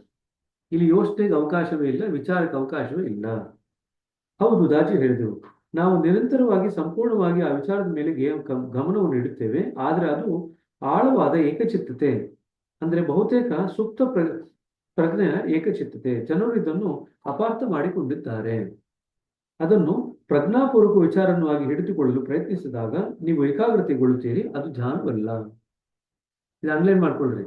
ಪ್ರಜ್ಞೆ ಸ್ತರದಲ್ಲಿ ನಾವು ಒಂದೇ ವಿಷಯದ ಮೇಲೆ ಕೂತ್ಕೊಳ್ಳಿಕ್ಕೆ ಪ್ರಯತ್ನ ಪಟ್ರೆ ಅದು ಏಕಾಗ್ರತೆ ಆಗುತ್ತೆ, ಅದು ಧ್ಯಾನ ಆಗಲ್ಲ. ಅದರಲ್ಲಿ ಪ್ರಯತ್ನ ಇರುತ್ತೆ. ಅದೇ ನಾವು ಸುಪ್ತ ಪ್ರಜ್ಞೆಯಲ್ಲಿ ಇರ್ತಕ್ಕಂಥ ವಿಚಾರದ ಮೇಲೆ ನಾವು ಅಪ್ರಯತ್ನವಾಗಿ ಕೂತ್ಕೊಂಡಾಗ ಅದು ಏಕಾಗ್ರತೆ ಆಗಲ್ಲ, ಅದು ಧ್ಯಾನವಾಗುತ್ತೆ. ಅದರಲ್ಲಿ ಪ್ರಯತ್ನ ಇರಲ್ಲ. ಇದು ಅರ್ಥ ಆಗ್ತಿದೆಯಾ? ಒಂದು ಕಾನ್ಶಿಯಸ್ ಮೈಂಡ್ ಅಲ್ಲಿ ನಡೀತಾ ಇದೆ, ಪ್ರಜ್ಞಾಪೂರ್ವಕ ಮನಸ್ಸಿನಲ್ಲಿ ನಡೀತಾ ಇದೆ, ಮತ್ತೊಂದು ಸುಪ್ತ ಮನಸ್ಸಿನಲ್ಲಿ ನಡೀತಾ ಇದೆ ಅಥವಾ ಸುಪ್ತ ಪ್ರಜ್ಞೆಯಲ್ಲಿ ನಡೀತಾ ಇದೆ. ಪ್ರಜ್ಞಾ ಸ್ತರದಲ್ಲಿ ನಾವು ಒಂದೇ ವಿಷಯದ ಕಡೆಗೆ ಕೂತ್ಕೊಂಡಾಗ ಅದು ಪ್ರಯತ್ನ ಇರುತ್ತೆ, ಅದು ಏಕಾಗ್ರತೆಯಾಗಿ ಮಾರ್ಪಾಡಾಗುತ್ತೆ. ಎಲ್ಲಿ ಪ್ರಯತ್ನ ಇರುತ್ತೋ ಅದು ಏಕಾಗ್ರತೆ ಆಗುತ್ತೆ. ಸುಪ್ತ ಪ್ರಜ್ಞೆಯಲ್ಲಿ ನಾವು ಒಂದು ವಿಷಯದ ಮೇಲೆ ಕೂತ್ಕೊಂಡಾಗ ಅಲ್ಲಿ ಪ್ರಯತ್ನ ಇರಲ್ಲ, ಅದು ಧ್ಯಾನವಾಗಿ ಮಾರ್ಪಾಡಾಗುತ್ತೆ. ಸೊ ಧ್ಯಾನವು ಸುಪ್ತ ಪ್ರಜ್ಞೆಯಲ್ಲಿ ನಡೀತಾ ಇರತಕ್ಕಂಥ ಕ್ರಿಯೆ, ಏಕಾಗ್ರತೆ ಪ್ರಜ್ಞಾವಂತ ಮನಸ್ಸಿನ ಸ್ತರದಲ್ಲಿ ನಡೀತಾ ಇರತಕ್ಕಂಥ ಕ್ರಿಯೆ. ಇದೆರಡು ಅಂಡರ್ಲೈನ್ ಮಾಡ್ಕೊಳ್ರಿ. ಇದು ತುಂಬಾ ಜನಕ್ಕೆ ಈ ಕನ್ಫ್ಯೂಷನ್ ಇರುತ್ತೆ. ಆ ಆಳವಾದ ಏಕಚಿತ್ತತೆಯನ್ನು ಪ್ರಚೋದಿಸುವುದು ಯಾವುದು? ನಾನು ಕೇಳಿದೆ, ಧ್ಯಾನ ಮಾಡಬೇಕೆಂಬ ನಿಮ್ಮ ಉದ್ದೇಶ. ಧ್ಯಾನ ಮಾಡಬೇಕು ಅಂತಾನೆ ನೀವು ಅನಿಸ್ಕೊಳ್ಳಿಲ್ಲ ಅಂದ್ರೆ ಮನಸ್ಸಿನಲ್ಲಿ, ಅವಾಗ ನಿಮಗೆ ಆ ಏಕಚಿತ್ತತೆ ಬರಲ್ಲ. ಸುಪ್ತ ಪ್ರಜ್ಞೆಯ ಏಕಚಿತ್ತತೆ ನಿಮಗೆ ಬರಲ್ಲ. ದಾಜಿ ಹೇಳಿದರು, ಅದು ಸಾಕು. ಪ್ರಜ್ಞೆ ಅತಿ ವಿಸ್ತಾರವಾದುದು, ಬಹಳಷ್ಟು ನಮ್ಮ ಅರಿವಿಗೆ ವಿರುದ್ಧ ಆಗಿರುತ್ತದೆ. ನಮಗೆ ಅರಿವಿರುವುದು ಸಂಪೂರ್ಣ ಪ್ರಜ್ಞೆಯ ಅತಿ ಕಿರಿದಾದ ಭಾಗವಷ್ಟೇ. ದೈವಿ ಪ್ರಕಾಶದ ವಿಚಾರವು ನಮ್ಮ ಅರಿವಿನ ಆಚೆಗೆ ಇರುವ ಪ್ರಜ್ಞಾಲೋಕದ ಆಳಕ್ಕೆ ಇಳಿಯುತ್ತದೆ. ಹಾಗಾಗಿ ಪ್ರಜ್ಞೆ ಯಾವ ಮಟ್ಟದಲ್ಲಿಯೂ ದೈವಿ ಪ್ರಕಾಶದ ವಿಚಾರದೊಡನೆ ಸೆಣಸಾಡುವ ಅಗತ್ಯವಿಲ್ಲ. ಇದನ್ನು ಅಂಡರ್ಲೈನ್ ಮಾಡ್ಕೊಳ್ರಿ. ನಮ್ಮ ಅರಿವಿನ ಆಚೆ ಇರುವ ಪ್ರಜ್ಞಾಲೋಕದ ಆಳಕ್ಕೆ ಇಳಿಯುತ್ತದೆ. ನಾವು ಇದನ್ನ ಧ್ಯಾನ ಮಾಡ್ತಾ ಕೂತ್ಕೊಂಡ್ರೆ, ದೈವಿ ಪ್ರಕಾಶದ ಒಂದು ಸೂಚನೆ ಕೊಟ್ಕೊಂಡು ಧ್ಯಾನ ಮಾಡ್ತಾ ಕೂತ್ಕೊಳ್ತು ಅಂದ್ರೆ ಏನಾಗುತ್ತೆ? ನಮ್ಮ ಅರಿವಿನ ಆಚೆ ಇರುವ ಪ್ರಜ್ಞಾಲೋಕದ ಆಳಕ್ಕೆ ಇಳಿಯುತ್ತೇವೆ. ಹಾಗಾಗಿ ಪ್ರಜ್ಞೆಯ ಯಾವ ಮಟ್ಟದಲ್ಲಿಯೂ ದೈವಿ ಪ್ರಕಾಶದ ವಿಚಾರದೊಡನೆ ಸೆಣಸಾಡುವ ಅಗತ್ಯವಿಲ್ಲ. ಈ ವಿಚಾರ ಎಂದಿಗೂ ನಿಮ್ಮ ಜಾಗೃತ ಮನಸ್ಸಿನಲ್ಲಿ ಬರೆದಿದ್ದರೂ ಸಹ ನೀವು ಧ್ಯಾನ ಮಾಡುತ್ತಿರುವುದು ಖಂಡಿತ. ಹಾಗಾದರೆ ಧ್ಯಾನದಲ್ಲಿ ನಾವು ನಿಜವಾಗಲೂ ಮಾಡುವುದೇನು ಎಂದು ನಾವು ಕೇಳಿದೆ. ನಿಮ್ಮ ಹೃದಯದಲ್ಲಿ ಕೇಂದ್ರೀಕೃತವಾದ ಅರಿವಿನಲ್ಲಿ ವಿಶ್ರಾಂತಿ ತೆಗೆದುಕೊಳ್ಳುತ್ತೀರಿ. ಅಂಡರ್ಲೈನ್ ಮಾಡ್ಕೊಳ್ರಿ. ಅರಿವಿನಲ್ಲಿ ವಿಶ್ರಾಂತಿ ತೆಗೆದುಕೊಳ್ತೀರಿ. ಹೃದಯದಲ್ಲಿ ಅಂತ ಹೇಳಿದ್ರೆ, ಹೃದಯದಲ್ಲಿ ಅಂತಂದ್ರೆ ಎಲ್ಲಿ? ಹೃದಯದಲ್ಲಿ ಅಂದ್ರೆ ಸುಪ್ತ ಪ್ರಜ್ಞೆಯಲ್ಲಿ. ಸುಪ್ತ ಪ್ರಜ್ಞೆಯಲ್ಲಿ ನಾವು ಒಂದು ಅರಿವಿನ ಸ್ತರದಲ್ಲಿ ವಿಶ್ರಾಂತಿ ಕೊಡ್ತೀವಿ. ಇದು ಧ್ಯಾನದಲ್ಲಿ ಆಗ್ತಕ್ಕಂಥ ಕೆಲಸ. ಈ ವಿಧಾನ ಬಹಳ ಸರಳವಾಗಿದೆ ಎಂದು ನಾನು ಹೇಳಿದೆ. ಸತ್ಯವು ಸರಳ ಎಂದು ಉತ್ತರಿಸಿದರು. ಸರಳ ವಿಷಯವನ್ನು ಸಾಧಿಸಲು ನಾವು ಸರಳ ವಿಧಾನವನ್ನು ಅಳವಡಿಸಿಕೊಳ್ಳಬೇಕು. ಬಾಬೂಜಿ ಅವರು ಹೇಳುತ್ತಿದ್ದರು, ಒಂದು ಸೂಜಿಯನ್ನು ಕ್ರೇನಿಂದ ಎತ್ತುವುದಕ್ಕಿಂತ ಬೆರಳುಗಳಿಂದ ಎತ್ತುವುದು ಸುಲಭ. ನಾನು ಆರಂಭಿಸಿದಾಗ ಧ್ಯಾನವೆಷ್ಟು ಸರಳವೆಂದು ನನಗೆ ತಿಳಿದಿದ್ದರೆ ಚೆನ್ನಾಗಿತ್ತು ನಾನೆಂದೆ. ಆದರೆ ನೀವು ಅನುಭವದಿಂದ ಕಲಿತೀರಿ ಅವರೆಂದರು. ಅದು ಅತ್ಯುತ್ತಮ ಮಾರ್ಗ. ತುಂಬಾ ಜನ ಈ ರೀತಿ ಅರಿವಿನ ಬಗ್ಗೆ ಗೊತ್ತಿಲ್ಲದೆ ಇದ್ರೆ ಹಲವಾರು ವರ್ಷಗಳು ಧ್ಯಾನದಲ್ಲಿ ಸರಿಯಾದಂತ ರೀತಿಯಲ್ಲಿ ಧ್ಯಾನ ಮಾಡಿದಿರ ಹಲವಾರು ವರ್ಷಗಳು ಕಳೆದು ಹೋಗುತ್ತೆ. ಸೊ ಇಲ್ಲಿ ಏನು ಧ್ಯಾನ ಹೇಗೆ ಮಾಡಬೇಕು ಅಂತ ಏನು ಫೈನಲ್ ಪಾಯಿಂಟ್ಸ್ ಕೊಟ್ಟಿದ್ದಾರಲ್ಲ, ಅದೆಲ್ಲ ದಯವಿಟ್ಟು ನೀವು ಮೆಲುಕು ಹಾಕೊಳ್ರಿ. ನೀವು ಧ್ಯಾನ ಹೇಗೆ ಮಾಡ್ತಾ ಇದ್ದೀರಾ ಅದರಲ್ಲಿ ನೀವು ಕೂಡ ಪರಿಷ್ಕರಣೆ ಮಾಡುವಂತ ಅಗತ್ಯ ಇರುತ್ತೆ. ಬಹಳಷ್ಟು ಮಂದಿಗೆ ಪರಿಷ್ಕರಣೆ ಮಾಡುವಂತ ಅಗತ್ಯ ಇರುತ್ತೆ. ಅವ್ರು ಧ್ಯಾನ ಮಾಡ್ತಾ ಇದೀವಿ ಅಂತ ಅನ್ಕೊಂಡಿರ್ತಾರೆ, ಆದ್ರೆ ಮನಸ್ಸನ್ನ ಸಕ್ರಿಯವಾಗಿ ಇಟ್ಟಿರ್ತಾರೆ. ಮನಸ್ಸನ್ನ ಸಕ್ರಿಯವಾಗಿಡ್ತು ಅಂತಂದ್ರೆ ಅದು ಧ್ಯಾನ ಆಗಲ್ಲ. ಪ್ರಜ್ಞಾವಂತ ಮನಸ್ಸನ್ನ ತಟಸ್ಥಗೊಳಿಸಿ ನಾವು ಸುಪ್ತ ಪ್ರಜ್ಞೆಯಲ್ಲಿ ನಾವು ವಿಶ್ರಾಂತಿಯನ್ನ ಅರಿವಿನಿಂದ ಪಡ್ಕೊಳ್ಳಿಕ್ಕೆ ಸಾಧ್ಯವಾಯಿತಂತಂದ್ರೆ ಅದು ಧ್ಯಾನ. ನಾನು ಪ್ರಾರಂಭಿಸಿದಾಗ ದೈವಿ ಪ್ರಕಾಶದ ವಿಚಾರವನ್ನು ಹೇಗೆ ನಿರ್ವಹಿಸಬೇಕೆಂದು ತಿಳಿಯದಾಗಿತ್ತು. ನಾನಿದ್ದೆ. ನಾನು ಪ್ರಶ್ನೆ ಕೇಳಿದಾಗಲೆಲ್ಲ ಅಷ್ಟೊಂದು ಯೋಚಿಸಬೇಡಿ ಎಂದು ಜನರು ಹೇಳುತ್ತಿದ್ದರು. ಹಾಗಾಗಿ ಬಹಳಷ್ಟು ಸಮಯ ನಾನು ದೈವಿ ಪ್ರಕಾಶವನ್ನು ನಿರ್ಲಕ್ಷಿಸುತ್ತಿದ್ದೆ. ಈ ವಿಚಾರವಿಲ್ಲದೆಯೂ ಗಾಢ ಧ್ಯಾನಕ್ಕೆ ಇಳಿಯುತ್ತಿದ್ದೆ. ಆದರೆ ಕೆಲವೊಮ್ಮೆ ಸರಿ, ಇದು ನಾನು ನಿಜವಾಗಿಯೂ ಸರಿಯಾಗಿ ಧ್ಯಾನ ಮಾಡುತ್ತೇನೆ, ದೈವಿ ಪ್ರಕಾಶವನ್ನು ಕುರಿತು ನಿರಂತರವಾಗಿ ಆಲೋಚಿಸುತ್ತೇನೆ ಎಂದುಕೊಳ್ಳುತ್ತಿದ್ದೆ. ಆ ದಿನಗಳಲ್ಲಿ ಧ್ಯಾನವೇ ಆಗುತ್ತಿರಲಿಲ್ಲ, ಕೇವಲ ಸೆಣಸಾಟವೇ ಆಗುತ್ತಿತ್ತು. ಯಾವಾಗ ನಾನು ಬಲವಂತವಾಗಿ ಅದ್ರ ಬಗ್ಗೆ ಆಲೋಚನೆ ಮಾಡ್ತಾ ಕೂತ್ಕೊಳ್ತೀವಿ ಅಂತ ಅನ್ಕೊಳ್ತೀವೋ, ನಾವು ಬರೀ ಪ್ರಜ್ಞಾವಂತ ಸ್ಥಿತಿನಲ್ಲೇ ಇರ್ತೀವಿ. ನಾವು ಸುಪ್ತ ಪ್ರಜ್ಞೆ ಇಳಿಯುವುದೇ ಇಲ್ಲ, ಧ್ಯಾನ ಆಗೋದೇ ಇಲ್ಲ, ಸೆಣಸಾಟವಾಗುತ್ತೆ. ದೈವಿ ಪ್ರಕಾಶದ ಕಲ್ಪನೆ ಅತಿ ಸೂಕ್ಷ್ಮವಾದದ್ದು. ಇಲ್ಲಿ ಮತ್ತೆ ಕಲ್ಪನೆ ಎಂದು ಉಪಯೋಗಿಸಿದರೆ ಕಲ್ಪನೆ ಅಲ್ಲ, ಸೂಚನೆ. ದೈವಿ ಪ್ರಕಾಶದ ಸೂಚನೆ ಅತ್ಯಂತ ಸೂಕ್ಷ್ಮವಾದುದು. ಬಾಬೂಜಿ ಅದನ್ನು ಬೆಳಕಿಲ್ಲದ ಪ್ರಕಾಶವೆಂದು ಕರೆಯುತ್ತಿದ್ದರು. ಈ ವ್ಯಾಖ್ಯಾನ ಅತಿ ದೊಡ್ಡ ಸುಳುವನ್ನು ನೀಡುತ್ತದೆ. ಮೊದಲ ನೋಟದಲ್ಲಿ ನಮ್ಮ ತಲೆ ತೆರೆದುಕೊಳ್ಳುವಂತೆ ಮಾಡಬಹುದು. ಪ್ರಕಾಶದ ಗುಣವೇ ಬೆಳಕಲ್ಲವೇ? ಆದರೂ ಬೆಳಕನ್ನು ಇಲ್ಲಿಂದ ಹೊರಗಿಟ್ಟರೆ ಬಹಳ ಮುಖ್ಯವಾದುದನ್ನು ನಾವು ಕಲಿಯುತ್ತೇವೆ. ದೈವಿ ಪ್ರಕಾಶವನ್ನು ಯಾವುದೇ ರೀತಿಯಲ್ಲಿ ನೋಡುವುದು ಅಥವಾ ಕಲ್ಪಿಸಿಕೊಳ್ಳುವುದು ಅಸಾಧ್ಯವೆಂದು ನಾವು ಕಲಿಯುತ್ತೇವೆ. ಅಂದ್ರೆ ನಾವು ಏನನ್ನ ಕಲ್ಪನೆ ಮಾಡಿಕೊಂಡ್ರು ಕೂಡ ಅದು ದೈವಿ ಪ್ರಕಾಶ ಆಗ್ಲಿಕ್ಕೆ ಸಾಧ್ಯ ಇಲ್ಲ. ಅಲ್ಲಿ ಕಲ್ಪನೆ ಯಾಕೆ ಮಾಡ್ಕೋಬೇಕು? ಕಲ್ಪನೆ ಮಾಡ್ಕೊಳ್ಳುವಂತ ಅಗತ್ಯನೇ ಇಲ್ಲ. ಏನ್ ಕಲ್ಪನೆ ಮಾಡ್ಕೊಂಡ್ರು ದೈವಿ ಪ್ರಕಾಶ ಅಲ್ಲ ಅನ್ನೋದಾದ್ರೆ ಯಾಕೆ ಕಲ್ಪನೆ ಮಾಡ್ಕೋಬೇಕು? ಯಾಕೆ ಒದ್ದಾಡ್ಬೇಕು? ಸೂಚನೆ ಕೊಡ್ಕೊಂಡು ಕೂತ್ಕೊಂಡ್ರೆ ಆಯ್ತು. ಅದು ವಿದ್ಯುತ್ ಪ್ರಕಾಶವಲ್ಲ, ಅದು ಮೇಣದ ಬತ್ತಿಯ ಪ್ರಕಾಶವಲ್ಲ, ಅದು ಹಗಲಿನ ನಿಯಾನ್ ಅಥವಾ ಯಾವುದೇ ಭೌತಿಕ ಮೂಲದ ಪ್ರಕಾಶವಲ್ಲ, ಅದು ನಾವು ನೋಡಬಲ್ಲ ಯಾವುದೂ ಅಲ್ಲ, ಅದು ನಾವು ಅನುಭವಿಸತಕ್ಕಂಥದ್ದು. ಅಂಡರ್ಲೈನ್ ಮಾಡ್ಕೊಳ್ರಿ. ಆದುದರಿಂದಲೇ ನಾವು ಹೃದಯವನ್ನು ಈ ಪ್ರಕ್ರಿಯೆಯಲ್ಲಿ ತೊಡಗಿಸುತ್ತೇವೆ. ಎಷ್ಟಾದರೂ ಹೃದಯವು ಭಾವನೆಯ ಅಂಗ. ಅಂಡರ್ಲೈನ್ ಮಾಡ್ಕೊಳ್ರಿ. ನಾವು ಮನಸ್ಸಿನಿಂದ ನೋಡ್ಲಿಕ್ಕೆ ಪ್ರಯತ್ನ ಪಡ್ತಿಲ್ಲ, ಹೃದಯದಲ್ಲಿ ಅನುಭವಿಸ್ಲಿಕ್ಕೆ ಪ್ರಯತ್ನ ಪಡ್ತಾ ಇದ್ದೀವಿ. ಯಾಕೆ ಹೃದಯವನ್ನು ಉಪಯೋಗಿಸ್ತಾ ಇದ್ದೀವಿ?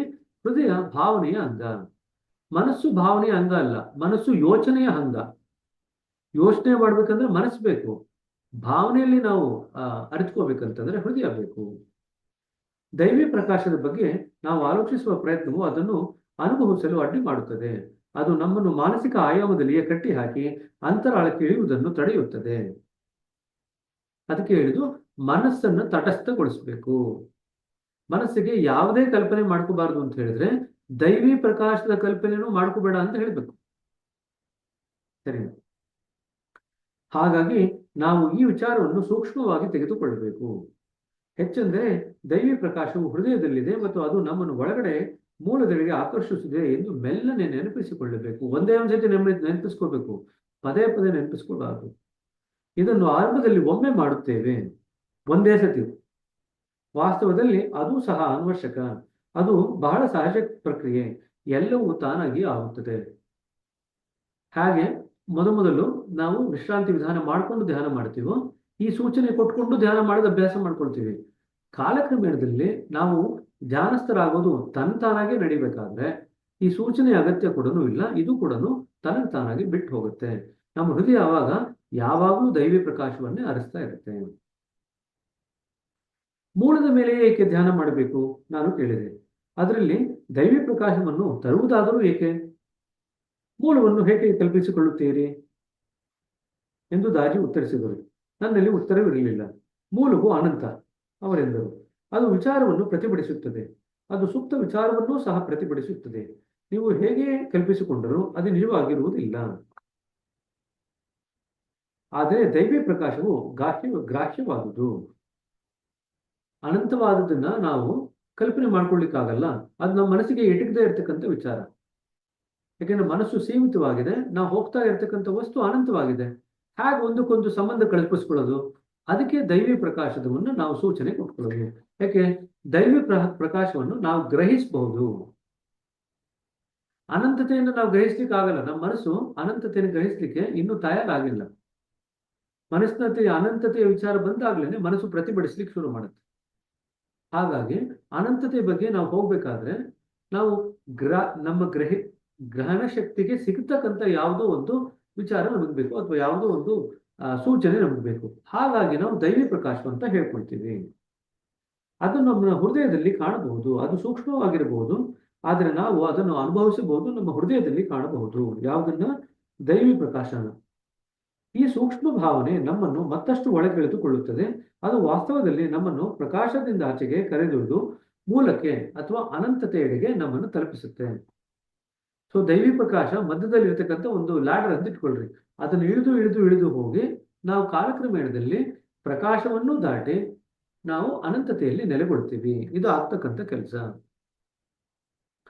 ಹಾಗಾಗಿ ನಾವು ದೈವಿ ಪ್ರಕಾಶದ ಮೇಲೆ ಧ್ಯಾನ ಮಾಡಬೇಕೆಂದರೆ ನೇರವಾಗಿ ನಮಗೆ ಮೂಲದ ಮೇಲೆ ಧ್ಯಾನ ಮಾಡಲು ಆಗುವುದಿಲ್ಲ. ನಾನೆಂದೆ ನೇರವಾಗಿ ಮೂಲದ ಮೇಲೆ ಧ್ಯಾನ ಮಾಡಿ ಅಂತಂದ್ರೆ ಯಾರಿಗೂ ಅರ್ಥ ಆಗಲ್ಲ, ಕಷ್ಟಪಡ್ತಾರೆ ಅಂತ ಹೇಳಿ. ದೈವಿ ಪ್ರಕಾಶದ ಮೂಲ ಅಂತ ಹೇಳ್ಕೊಂಡಾಗ ನಾವು ಧ್ಯಾನ ಮಾಡಲಿಕ್ಕೆ ಸುಲಭ ಆಗುತ್ತೆ. ಅದನ್ನ ದೈವಿ ಪ್ರಕಾಶನ ನಾವು ಗ್ರಹಿಸ್ಕೋಬಹುದು. ದೈವಿ ಪ್ರಕಾಶನ ನಾವು ಅನುಭವಿಸ್ಬೋದು. ಹೃದಯದಲ್ಲಿ ಅದನ್ನ ಅರಿತ್ಕೋಬಹುದು. ಅದರ ಮುಖಾಂತರ ನಾವು ಪ್ರಕಾಶದಿಂದ ಆಚೆಗೆ ಹೋಗಿ ಅನಂತತೆಯಲ್ಲಿ ನಾವು ಮೂಲದಲ್ಲಿ ನೆಲೆಗೊಳ್ಳುತ್ತೀವಿ. ಇದು ಧ್ಯಾನದಲ್ಲಿ ಆಗ್ಬೇಕಾಗಿರ್ತಕ್ಕಂಥ ಕ್ರಿಯೆ. ಖಂಡಿತ ದಾಜಿ ಹೇಳಿದರು. ಆದರೆ ಈ ಪ್ರಕಾಶವು ಮೂಲದಿಂದಲೇ ಬರುತ್ತದೆ ಮತ್ತು ನಮ್ಮನ್ನು ಮೂಲದೆಡೆಗೆ ಸೆಳೆಯುತ್ತದೆ. ಮೂಲದೆಡೆಗೆ ಹೋಗುವ ಈ ಪ್ರಕ್ರಿಯೆಯಲ್ಲಿ ನಾವು ಧ್ಯಾನದಲ್ಲಿ ಆಳಕ್ಕಿಳಿಯುತ್ತಾ ಹೋಗುತ್ತೇವೆ. ಸಮಾಧಿಯಲ್ಲಿ ಹೆಚ್ಚು ಹೆಚ್ಚು ಗಾಢತೆಯನ್ನು ಸಾಧಿಸುತ್ತೇವೆ. ಸೊ ನಿನ್ನೆ ಯಾರೋ ಪ್ರಶ್ನೆ ಕೇಳಿದ್ರು, ಸಮಾಧಿಗೂ ಮತ್ತು ತುರಿಯಾಗೂ ಇರತಕ್ಕಂಥ ಸಂಬಂಧ ಯಾರು ಕೇಳಿದ್ರು? ಇಲ್ಲಿ ಕೇಳಿದ್ರು ಅಥವಾ ಬೇರೆ ಮೀಟಿಂಗ್ ಕೇಳಿದ್ರು. ಸಮಾಧಿಗೂ ತುರಿಯಕ್ಕೂ ಇರತಕ್ಕಂಥ ವ್ಯತ್ಯಾಸ. ಸಮಾಧಿಯಲ್ಲಿ ಗಾಢತೆಯನ್ನು ಬೆಳೆಸ್ಕೊಳ್ತಾ ಒಂದು ಹಂತದಲ್ಲಿ ನಾವು ತುರಿಯ ಸ್ಥಿತಿಯನ್ನು ತಲುಪುತ್ತೇವೆ. ಸಮಾಧಿ ಎತ್ತರ ಆಗಿದ ತಕ್ಷಣನೇ ನಾವು ತುರಿಯವನ್ನು ತಲುಪಲ್ಲ. ಸಮಾಧಿಗೂ ತುರಿಯಕ್ಕೂ ಸಾಕಷ್ಟು ವ್ಯತ್ಯಾಸ ಉಂಟು. ಸಮಾಧಿ ನಮಗೆ ಧ್ಯಾನದ ಆಳದ ಸ್ಥಿತಿ.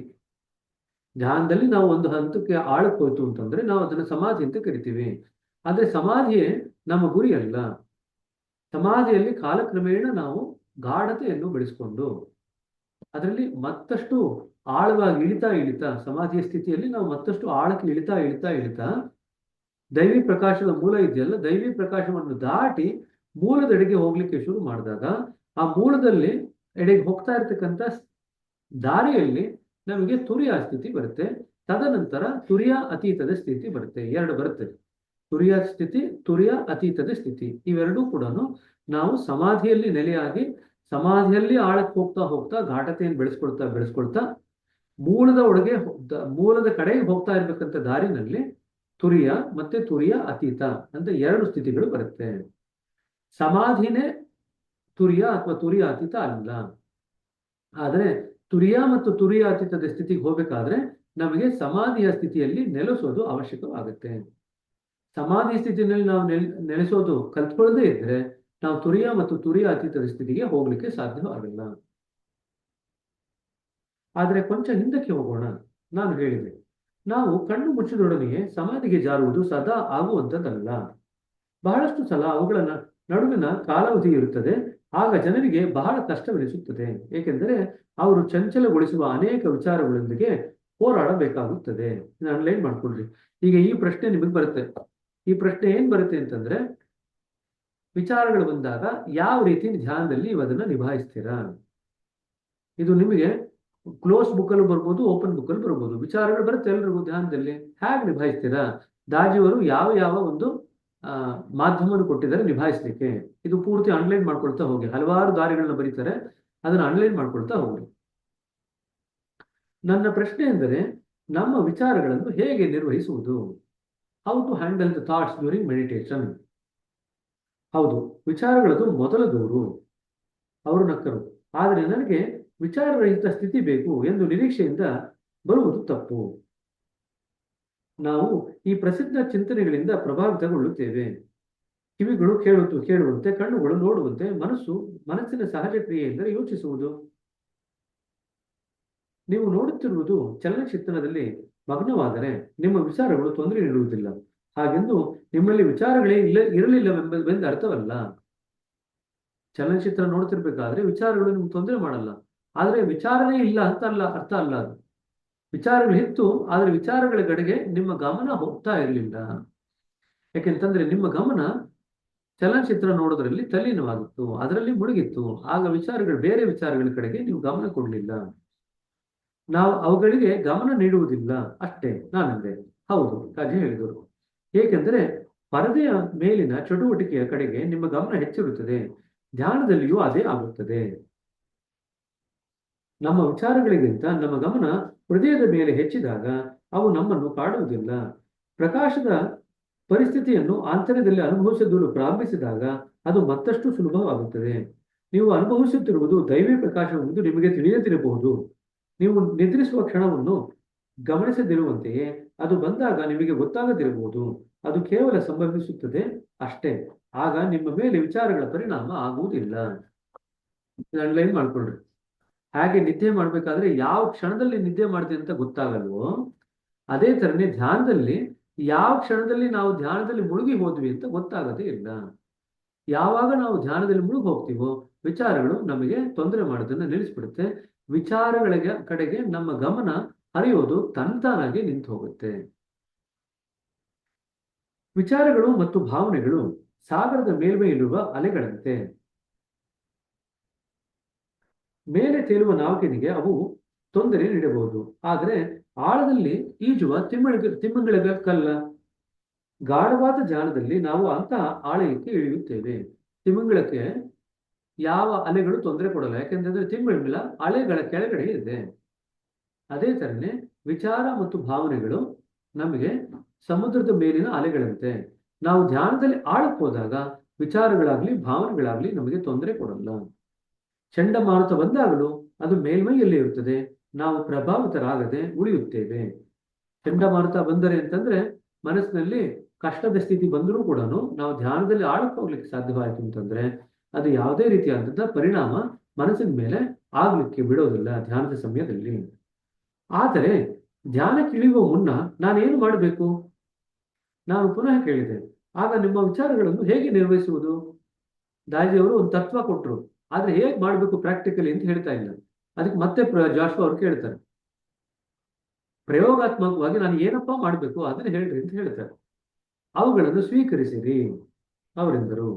ಅವುಗಳನ್ನು ಪ್ರೀತಿಸಿ. ವಿಚಾರಗಳು ನಮ್ಮ ವೈರಿಗಳಲ್ಲ. ಅವು ನೀವು ವಿಚಾರಗಳೊಂದಿಗೆ ಹೋರಾಡಿದರೆ ಖಂಡಿತವಾಗಿಯೂ ಸೋಲುವಿರಿ. ಸೊ ಅವನ್ನ ಸ್ವೀಕರಿಸಿರಿ, ಅವುಗಳನ್ನು ಪ್ರೀತಿಸಿರಿ. ಪ್ರೀತಿಸಿರಿ ಅಂದ್ರೆ ಅದ್ರ ಹಿಂದೆ ಹೋಗ್ಬಾರ್ದು.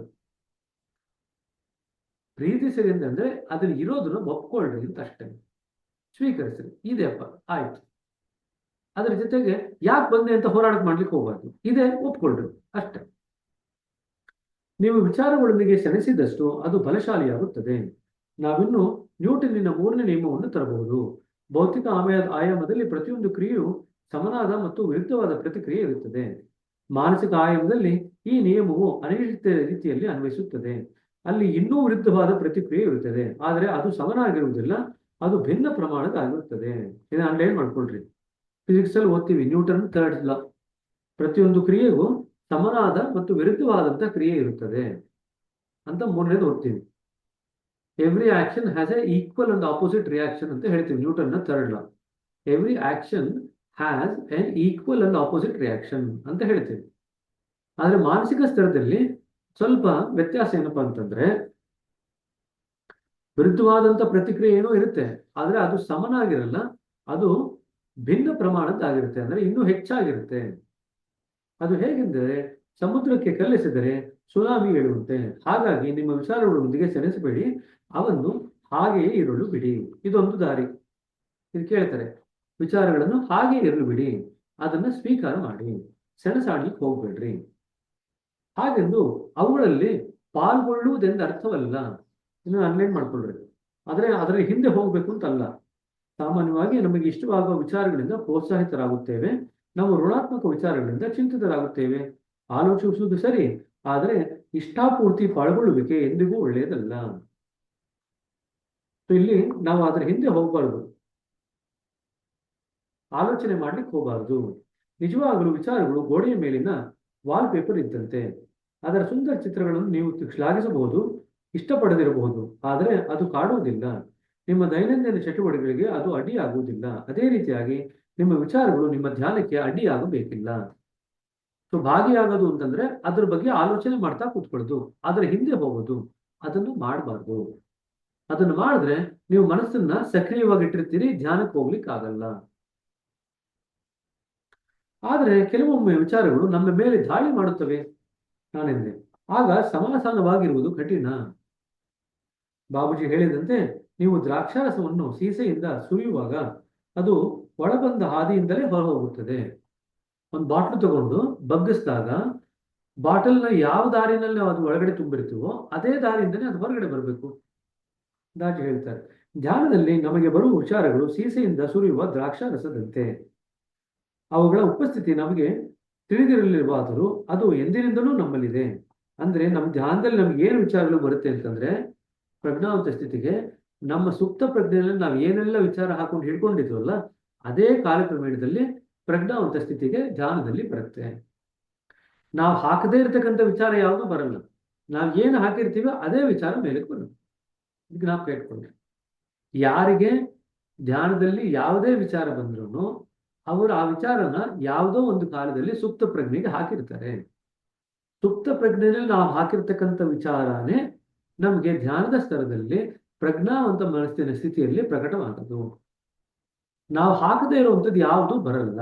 ಜ್ಞಾಪಕ ಇಟ್ಕೊಂಡ್ರೆ, ನಾವು ಧ್ಯಾನ ಮಾಡುತ್ತಿರುವಾಗಲಷ್ಟೇ ಅವುಗಳನ್ನು ಗಮನಿಸುತ್ತೇವೆ ಮತ್ತು ಅವು ಹೊರಬರತೊಡಗುತ್ತವೆ. ನಾವು ಅದರ ಕಡೆ ಗಮನ ಕೊಡ್ತೀವಿ ಮತ್ತು ಅದು ಮೇಲ್ಗಡೆ ಬರ್ಲಿಕ್ಕೆ ಶುರು ಆಗುತ್ತೆ. ವಿಚಾರಗಳು ಹೊರ ಹೋಗಲೆಂದೇ ಬರುತ್ತವೆ. ಅಂಡರ್ಲೈನ್ ಮಾಡ್ಕೊಳ್ರಿ, ವಿಚಾರಗಳು ಹೊರ ಹೋಗಲೆಂದೇ ಬರುತ್ತವೆ.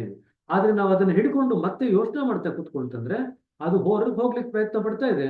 ನಾವು ಅದಕ್ಕೆ ಮತ್ತೆ ಶಕ್ತಿ ತುಂಬಿ ಮತ್ತೆ ಒಳಗಡೆ ಹಾಕ್ಲಿಕ್ಕೆ ನಾವು ಪ್ರಯತ್ನ ಪಡ್ತಾ ಇದ್ದೀವಿ. ಅದು ಧ್ಯಾನವೆಲ್ಲಾಯ್ತು? ವಿಚಾರಗಳು ಮೇಲೆ ಹೇಳ್ತಾ ಇದೆ. ಯಾಕೆ ಮೇಲೆ ಹೇಳ್ತಾ ಇದೆ? ನಮ್ಮನ್ನು ಬಿಟ್ಟು ಹೋಗ್ಬೇಕು ಅಂತ ಧ್ಯಾನದಲ್ಲಿ ಬರ್ತಾ ಇದೆ. ನಾವೇನ್ ಮಾಡ್ತೀವಿ? ಅದರ ಹಿಂದೆ ಹೋಗಿ ಅದ್ರ ಬಗ್ಗೆ ಆಲೋಚನೆ ಮಾಡಿ ಅದಕ್ಕೆ ಗಮನ ಕೊಟ್ಟು ಶಕ್ತಿಯನ್ನು ತುಂಬಿ ಮತ್ತೆ ವಾಪಸ್ಸು ಸುಪ್ತ ಪ್ರಜ್ಞೆಗೆ ವಿಚಾರಗಳನ್ನು ತುಂಬ್ತೀವಿ. ಇದು ನಾವು ಮಾಡ್ತಕ್ಕಂಥ ಕೆಲಸ. ಸೊ ಯಾರು ವಿಚಾರಗಳನ್ನ ಸರಿಯಾಗಿ ಹ್ಯಾಂಡಲ್ ಮಾಡೋದು ಕಲಿಯೋದಿಲ್ವೋ ಅವರು ಬಹಳಷ್ಟು ವರ್ಷ ಧ್ಯಾನದಲ್ಲಿ ಶ್ರಮ ಪಟ್ಟರು ಕೂಡ ಆಧ್ಯಾತ್ಮಿಕ ಪ್ರಗತಿ ಆಗೋದು ಬಹಳ ಕಷ್ಟ. ವಿಚಾರಗಳ ಜೊತೆಗೆ ಗುದ್ದಾಡ್ತಾ ಕೂತಿರ್ತಾರೆ ಧ್ಯಾನ ಪೂರ್ತಿ. ವಿಚಾರಗಳ ಜೊತೆಗೆ ಗುದ್ದಾಡುವಂತ ಅಗತ್ಯ ಇಲ್ಲ. ವಿಚಾರಗಳು ಬರ್ತಿರದೇನೆ ನಿಮ್ಮನ್ನು ಬಿಟ್ಟು ಹೋಗ್ಬೇಕು ಅಂತಂದ ಅದನ್ನು ತನ್ನಪಾಡಕ್ಕೆ ತಾನು ಹೋಗ್ಲಿಕ್ಕೆ ಬಿಡಿ. ಅದನ್ನು ಸ್ವೀಕರಿಸಿ, ಆಯ್ತು ಈ ವಿಚಾರ ಬಂತು ನನ್ನ ಧ್ಯಾನದಲ್ಲಿ, ಬಿಟ್ಟು ಬಿಡಿ ಅಷ್ಟೇ. ಅದ್ರ ಹಿಂದೆ ಹೋಗಿ ಸಣಸಾಡುವಂತ ಅಗತ್ಯ ಇಲ್ಲ. ಅದ್ರ ಹಿಂದೆ ಹೋಗಿ ಗಮನ ಕೊಡುವಂತ ಅಗತ್ಯ ಇಲ್ಲ.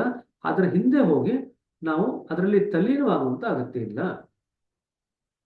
ಅದನ್ನ ಪೇರಿಸುವಂತ ಅಗತ್ಯ ಇಲ್ಲ. ಅದಕ್ಕೆ ಅಂಟ್ಕೊಳ್ಳುವಂತ ಅಗತ್ಯ ಇಲ್ಲ. ಇದು ಯಾವುದೂ ಮಾಡಬಾರದು. ಇದು ಯಾವುದೂ ಮಾಡಲಿಲ್ಲ ಅಂತಂದ್ರೆ ನೀವು ಧ್ಯಾನದಲ್ಲಿ ಚೆನ್ನಾಗಿ ಧ್ಯಾನ ಮಾಡ್ತಾ ಇದ್ದೀರಾ ಅಂತ, ಧ್ಯಾನದ ಸ್ಥಿತಿಯಲ್ಲಿ ಚೆನ್ನಾಗಿ ನೆಲೆಯಾಗಿದ್ದೀರಾ ಅಂತ. ಕೆಲವೊಮ್ಮೆ ನಾವು ಬಹಳ ತೀವ್ರ ವಿಚಾರಗಳು ಮತ್ತು ಭಾವನೆಗಳನ್ನು ಅನುಭವಿಸುತ್ತೇವೆ. ಅದು ಅಸ್ಥಿರತೆಯನ್ನು ತರಬಹುದು.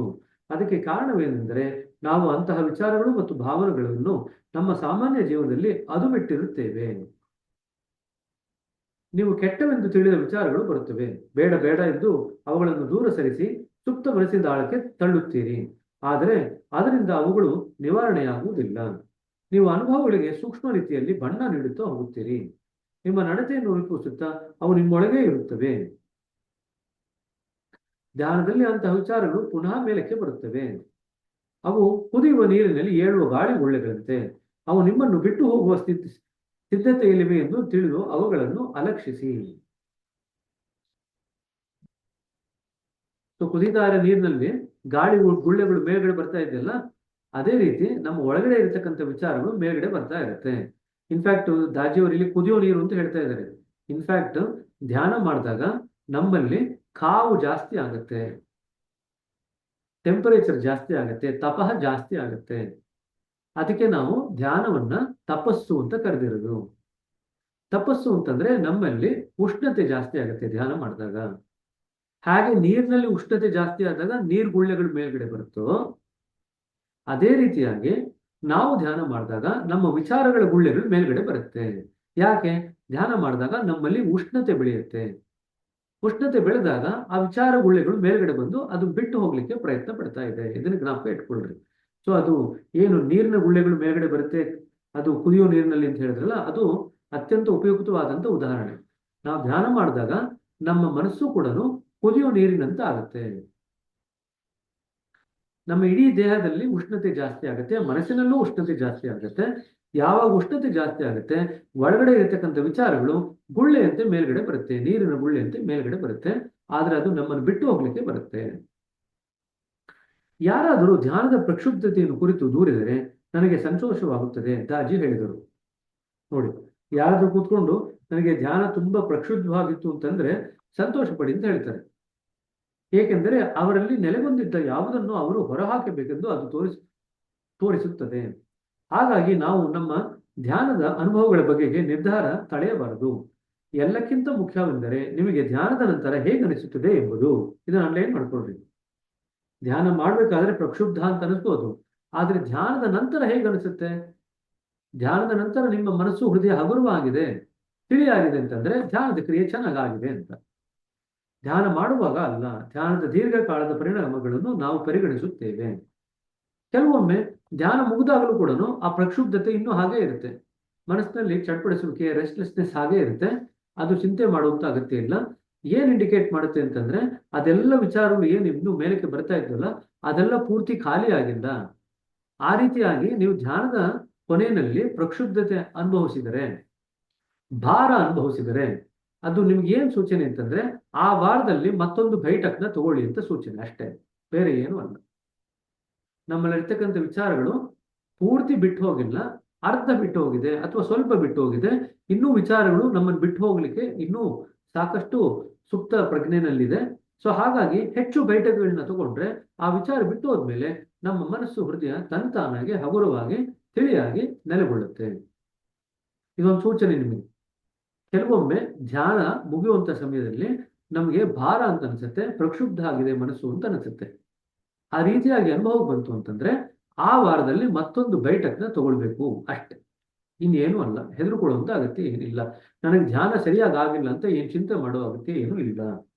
ಇನ್ಫ್ಯಾಕ್ಟ್ ಆ ಪ್ರಕ್ಷುಬ್ಧ ಸ್ಥಿತಿ ಮತ್ತೊಂದು ಬೈಠಕ್ ತಗೊಂಡು ಖಾಲಿ ಆದ್ಮೇಲೆ, ಅದು ಹೊರಟು ಹೋದ್ಮೇಲೆ, ನಿವಾರಣೆ ಆದ್ಮೇಲೆ ನೀವು ಅತ್ಯಂತ ಉನ್ನತವಾದಂತ ಒಂದು ಸ್ಥಿತಿಯಲ್ಲಿ ನೆಲೆಗೊಳ್ತೀವಿ. ಇದುವರೆಗೂ ನಿಮಗೆ ಎಟಕದೇ ಇರತಕ್ಕಂಥ ಒಂದು ಆಧ್ಯಾತ್ಮಿಕ ಸ್ಥಿತಿಯಲ್ಲಿ ನೀವು ನೆಲೆಗೊಳ್ತೀವಿ. ಅದಕ್ಕೆ ಜ್ಞಾಪಕ ಇಟ್ಕೊಳ್ರಿ, ಸರಿನಾ? ಆದರೆ ಧ್ಯಾನದಲ್ಲಿ ಆಗುವ ಕಠಿಣ ಅನುಭವವನ್ನು ಹೇಗೆ ನಿರ್ವಹಿಸುವುದು ನಾನು ಕೇಳಿದರೆ, ಅಂದರೆ ನಮ್ಮ ಆಲೋಚನೆಗಳು ನಮ್ಮೊಡನೆ ಬರುತ್ತಿದ್ದರೆ. ನೀವು ಧ್ಯಾನ ಮಾಡುತ್ತಿದ್ದೀರಿ ಎಂದು ನೆನಪಿಸಿಕೊಳ್ಳಿರಿ. ಎರಡನೇ ದಾರಿ ಹೇಳ್ತಾ ಇದ್ದಾರೆ. ವಿಚಾರಗಳು ಬಂದ್ರೆ ಅದರ ಹಿಂದ್ಗಡೆ ಹೋಗ್ಬೇಡಿ, ಅದನ್ನ ನಿರ್ಲಕ್ಷ್ಯ ಮಾಡಿ ಅಂತ ಹೇಳಿದ್ರು, ಅದನ್ನ ಸ್ವೀಕಾರ ಮಾಡಿ ಅಂತ ಹೇಳಿದ್ರು. ಈಗ ಮೂರನೇ ದಾರಿ ಏನ್ ಹೇಳ್ತಾ ಇದ್ದಾರೆ? ನೀವು ಧ್ಯಾನ ಮಾಡುತ್ತಿದ್ದೀರಿ ಅಂತ ನೆನಪಿಸ್ಕೊಳ್ರಿ, ದಾಜಿ ಹೇಳಿದರು. ಅಷ್ಟಾದರೆ ಸಾಕು. ಅದರಿಂದ ಪ್ರಯೋಜನವಾಗದಿದ್ದರೆ ನಿಮ್ಮ ಕಣ್ಣುಗಳನ್ನು ಸುಮಾರು 30 ಸೆಕೆಂಡುಗಳ ಕಾಲ ತೆರೆಯಿರಿ. ಇದು ನಾಲ್ಕನೇ ದಾರಿ. ತುಂಬಾ ಪ್ರಕ್ಷುಬ್ಧ ಆಗ್ತಿದೆ, ಕಷ್ಟ ಆಗ್ತಿದೆ, ಧ್ಯಾನ ಮಾಡ್ಲಿಕ್ಕೆ ಆಗ್ತಿಲ್ಲ ಅಂತ ಅನಿಸಿದ್ರೆ ಕಣ್ಣುಗಳನ್ನು ತೆರೆಯಿರಿ. ಒಂದು 20-30 ಸೆಕೆಂಡ್ ಕಣ್ಣು ತೆಗೆದಿಟ್ಟುಕೊಳ್ಳಿರಿ. ನಂತರ ಧ್ಯಾನಕ್ಕೆ ಮತ್ತೆ ಹೋಗ್ರಿ. ಅದು ನಿಮ್ಮ ಸ್ಥಿತಿಯನ್ನು ಸರಿಪಡಿಸುತ್ತದೆ. ನಂತರ ನೀವು ಧ್ಯಾನವನ್ನು ಮುಂದುವರಿಸಬಹುದು. ನಾವು ವಿಚಾರರಹಿತ ಸ್ಥಿತಿಯನ್ನು ಪಡೆಯುವ ಕಾಲವೂ ಬರುತ್ತದೆ. ನಾವು ಪ್ರಜ್ಞೆಯ ಸೂಕ್ಷ್ಮ ಲೋಕದಲ್ಲಿ ಮುಂದುವರಿದಾಗ ಹಾಗಾಗುತ್ತದೆ. ಮಹಾನ್ ಸಂತ ಸ್ವಾಮಿ ವಿವೇಕಾನಂದರು ಒಂದೆಡೆ ಹೇಳುತ್ತಾರೆ, ಪ್ರಜ್ಞೆಯು ಸುಪ್ತ ಪ್ರಜ್ಞೆ ಮತ್ತು ಪ್ರಜ್ಞಾತೀತ ಇವೆರಡು ಸಾಗರಗಳ ನಡುವೆ ಇರತಕ್ಕಂಥ ತೆಳು ಪದರ ಬಿದ್ದಂತೆ ಅಂತ ಹೇಳ್ತಾರೆ. ಪ್ರಜ್ಞೆ ಅನ್ನೋದು ಸುಪ್ತ ಪ್ರಜ್ಞೆ ಮತ್ತು ಪ್ರಜ್ಞಾತೀತ ಅಥವಾ ಪ್ರಜ್ಞಾನ ಇವೆರಡರ ನಡುವೆ ಇರತಕ್ಕಂಥ ಒಂದು ತೆಳುವಾದಂತ ಒಂದು ಅದರ ಪರದೆ ಅಂತ ಹೇಳ್ತಾರೆ. ಇವೆರಡೂ ಶಬ್ದಗಳನ್ನು ತೆಗೆದುಕೊಳ್ಳೋಣ. ಸುಪ್ತ ಮತ್ತು ಅತೀತ. ಸುಪ್ತ ಎಂಬುದು ಪ್ರಜ್ಞೆ ಎಂಬುದರ ಜೊತೆಗೂಡಿಸಿದಾಗ ಸುಪ್ತ ಪ್ರಜ್ಞೆ ನಮ್ಮ ಅರಿವಿನ ಕೆಳಗೆ ಇದೆ ಎಂದು ಕಾಣಿಸುತ್ತದೆ. ಸುಪ್ತ ಪ್ರಜ್ಞೆ ಅಂದ್ರೆ ನಮ್ಮ ಅರಿವಿನ ಕೆಳಗಿದೆ. ತದ್ವಿರುದ್ಧವಾಗಿ ಪ್ರಜ್ಞಾನವು ಅರಿವಿನ ಆಚೆ ಇದೆ. ಹಾಗಾಗಿ ಸುಪ್ತ ಪ್ರಜ್ಞೆ ಮತ್ತು ಪ್ರಜ್ಞಾನಗಳೆರಡು ನಮ್ಮ ಅಂತಃಪ್ರಜ್ಞೆಯ ಪರಿಧಿ ಆಚೆ ಇದೆ. ಆದರೂ ಒಂದು ಕೆಳಗಿನದು, ಒಂದು ಉನ್ನತ ಮಟ್ಟದ್ದು. ಅಂಡರ್ಲೈನ್ ಮಾಡ್ಕೊಳ್ರಿ. ಇದು ಕೆಲವೊಮ್ಮೆ ಕೇಳ್ತಾರೆ, ಸುಪ್ತ ಪ್ರಜ್ಞೆ ಮತ್ತು ಪ್ರಜ್ಞಾನದಲ್ಲಿ ಇರತಕ್ಕಂಥ ವ್ಯತ್ಯಾಸವೇನು ಅಂತ. ಸುಪ್ತ ಪ್ರಜ್ಞೆ ಅಂತಂದ್ರೆ ಅರಿವಿನಿಂದ ಕೆಳಗಡೆ ಇರ್ತಕ್ಕಂಥದ್ದು. ಪ್ರಜ್ಞಾನ ಅಂದ್ರೆ ಅರಿವಿನಿಂದ ಆಚೆ ಇರ್ತಕ್ಕಂಥದ್ದು. ಸೊ ನಮ್ಮ ಅರಿವಿನ ಸ್ಥಿತಿ ಏನಿದೆ ಅದು ಒಂದಿಷ್ಟೇ ಗೊತ್ತಾಗತ್ತೆ. ಅದಕ್ಕೆ ಮೇಲ್ಗಡೆ ಇದ್ರೂ ಗೊತ್ತಾಗಲ್ಲ, ಕೆಳಗಡೆ ಇದ್ರೂ ಗೊತ್ತಾಗಲ್ಲ. ಮೇಲ್ಗಡೆ ಇದ್ದಾಗ ಅದನ್ನ ಪ್ರಜ್ಞಾನ ಅಂತ ಕರಿತೀವಿ, ಕೆಳಗಡೆ ಇದ್ದಾಗ ಅದನ್ನ ಸುಪ್ತ ಪ್ರಜ್ಞೆ ಅಂತ ಕರಿತೀವಿ. ಸುಪ್ತ ಪ್ರಜ್ಞೆಯು ಪ್ರಜ್ಞಾನದಂತೆ ವಿಸ್ತಾರವಾದವು. ಎರಡೂ ವಿಸ್ತಾರವಾದದೆ, ಎರಡೂ ಅನಂತವಾದದೆ. ವಾಸ್ತವವಾಗಿ ಅವೆರಡೂ ಅನಂತವಾದವು. ಯೋಗಾಭ್ಯಾಸದಿಂದ ನಮ್ಮ ಅಂತಃಪ್ರಜ್ಞೆ ಇವೆರಡರ ಮೂಲಕ ವಿಸ್ತಾರಗೊಳ್ಳುತ್ತದೆ. ಅಂದ್ರೆ ಜೊತೆ ಜೊತೆಯಾಗಿ ವಿಸ್ತಾರಗೊಳ್ಳುತ್ತೆ. ಒಂದು ರೀತಿಯಲ್ಲಿ ನಾವು ಸುಪ್ತ ಪ್ರಜ್ಞೆ ಕಡೆಗೂ ನಮ್ಮ ಅರಿವನ್ನು ವಿಸ್ತಾರ ಮಾಡ್ತಾ ಇದ್ದೀವಿ, ಮತ್ತೊಂದೆಡೆ ಪ್ರಜ್ಞಾನದ ಕಡೆಗೂ ನಮ್ಮ ಅರಿವನ್ನು ವಿಸ್ತಾರ ಮಾಡ್ತಾ ಇದ್ದೀವಿ.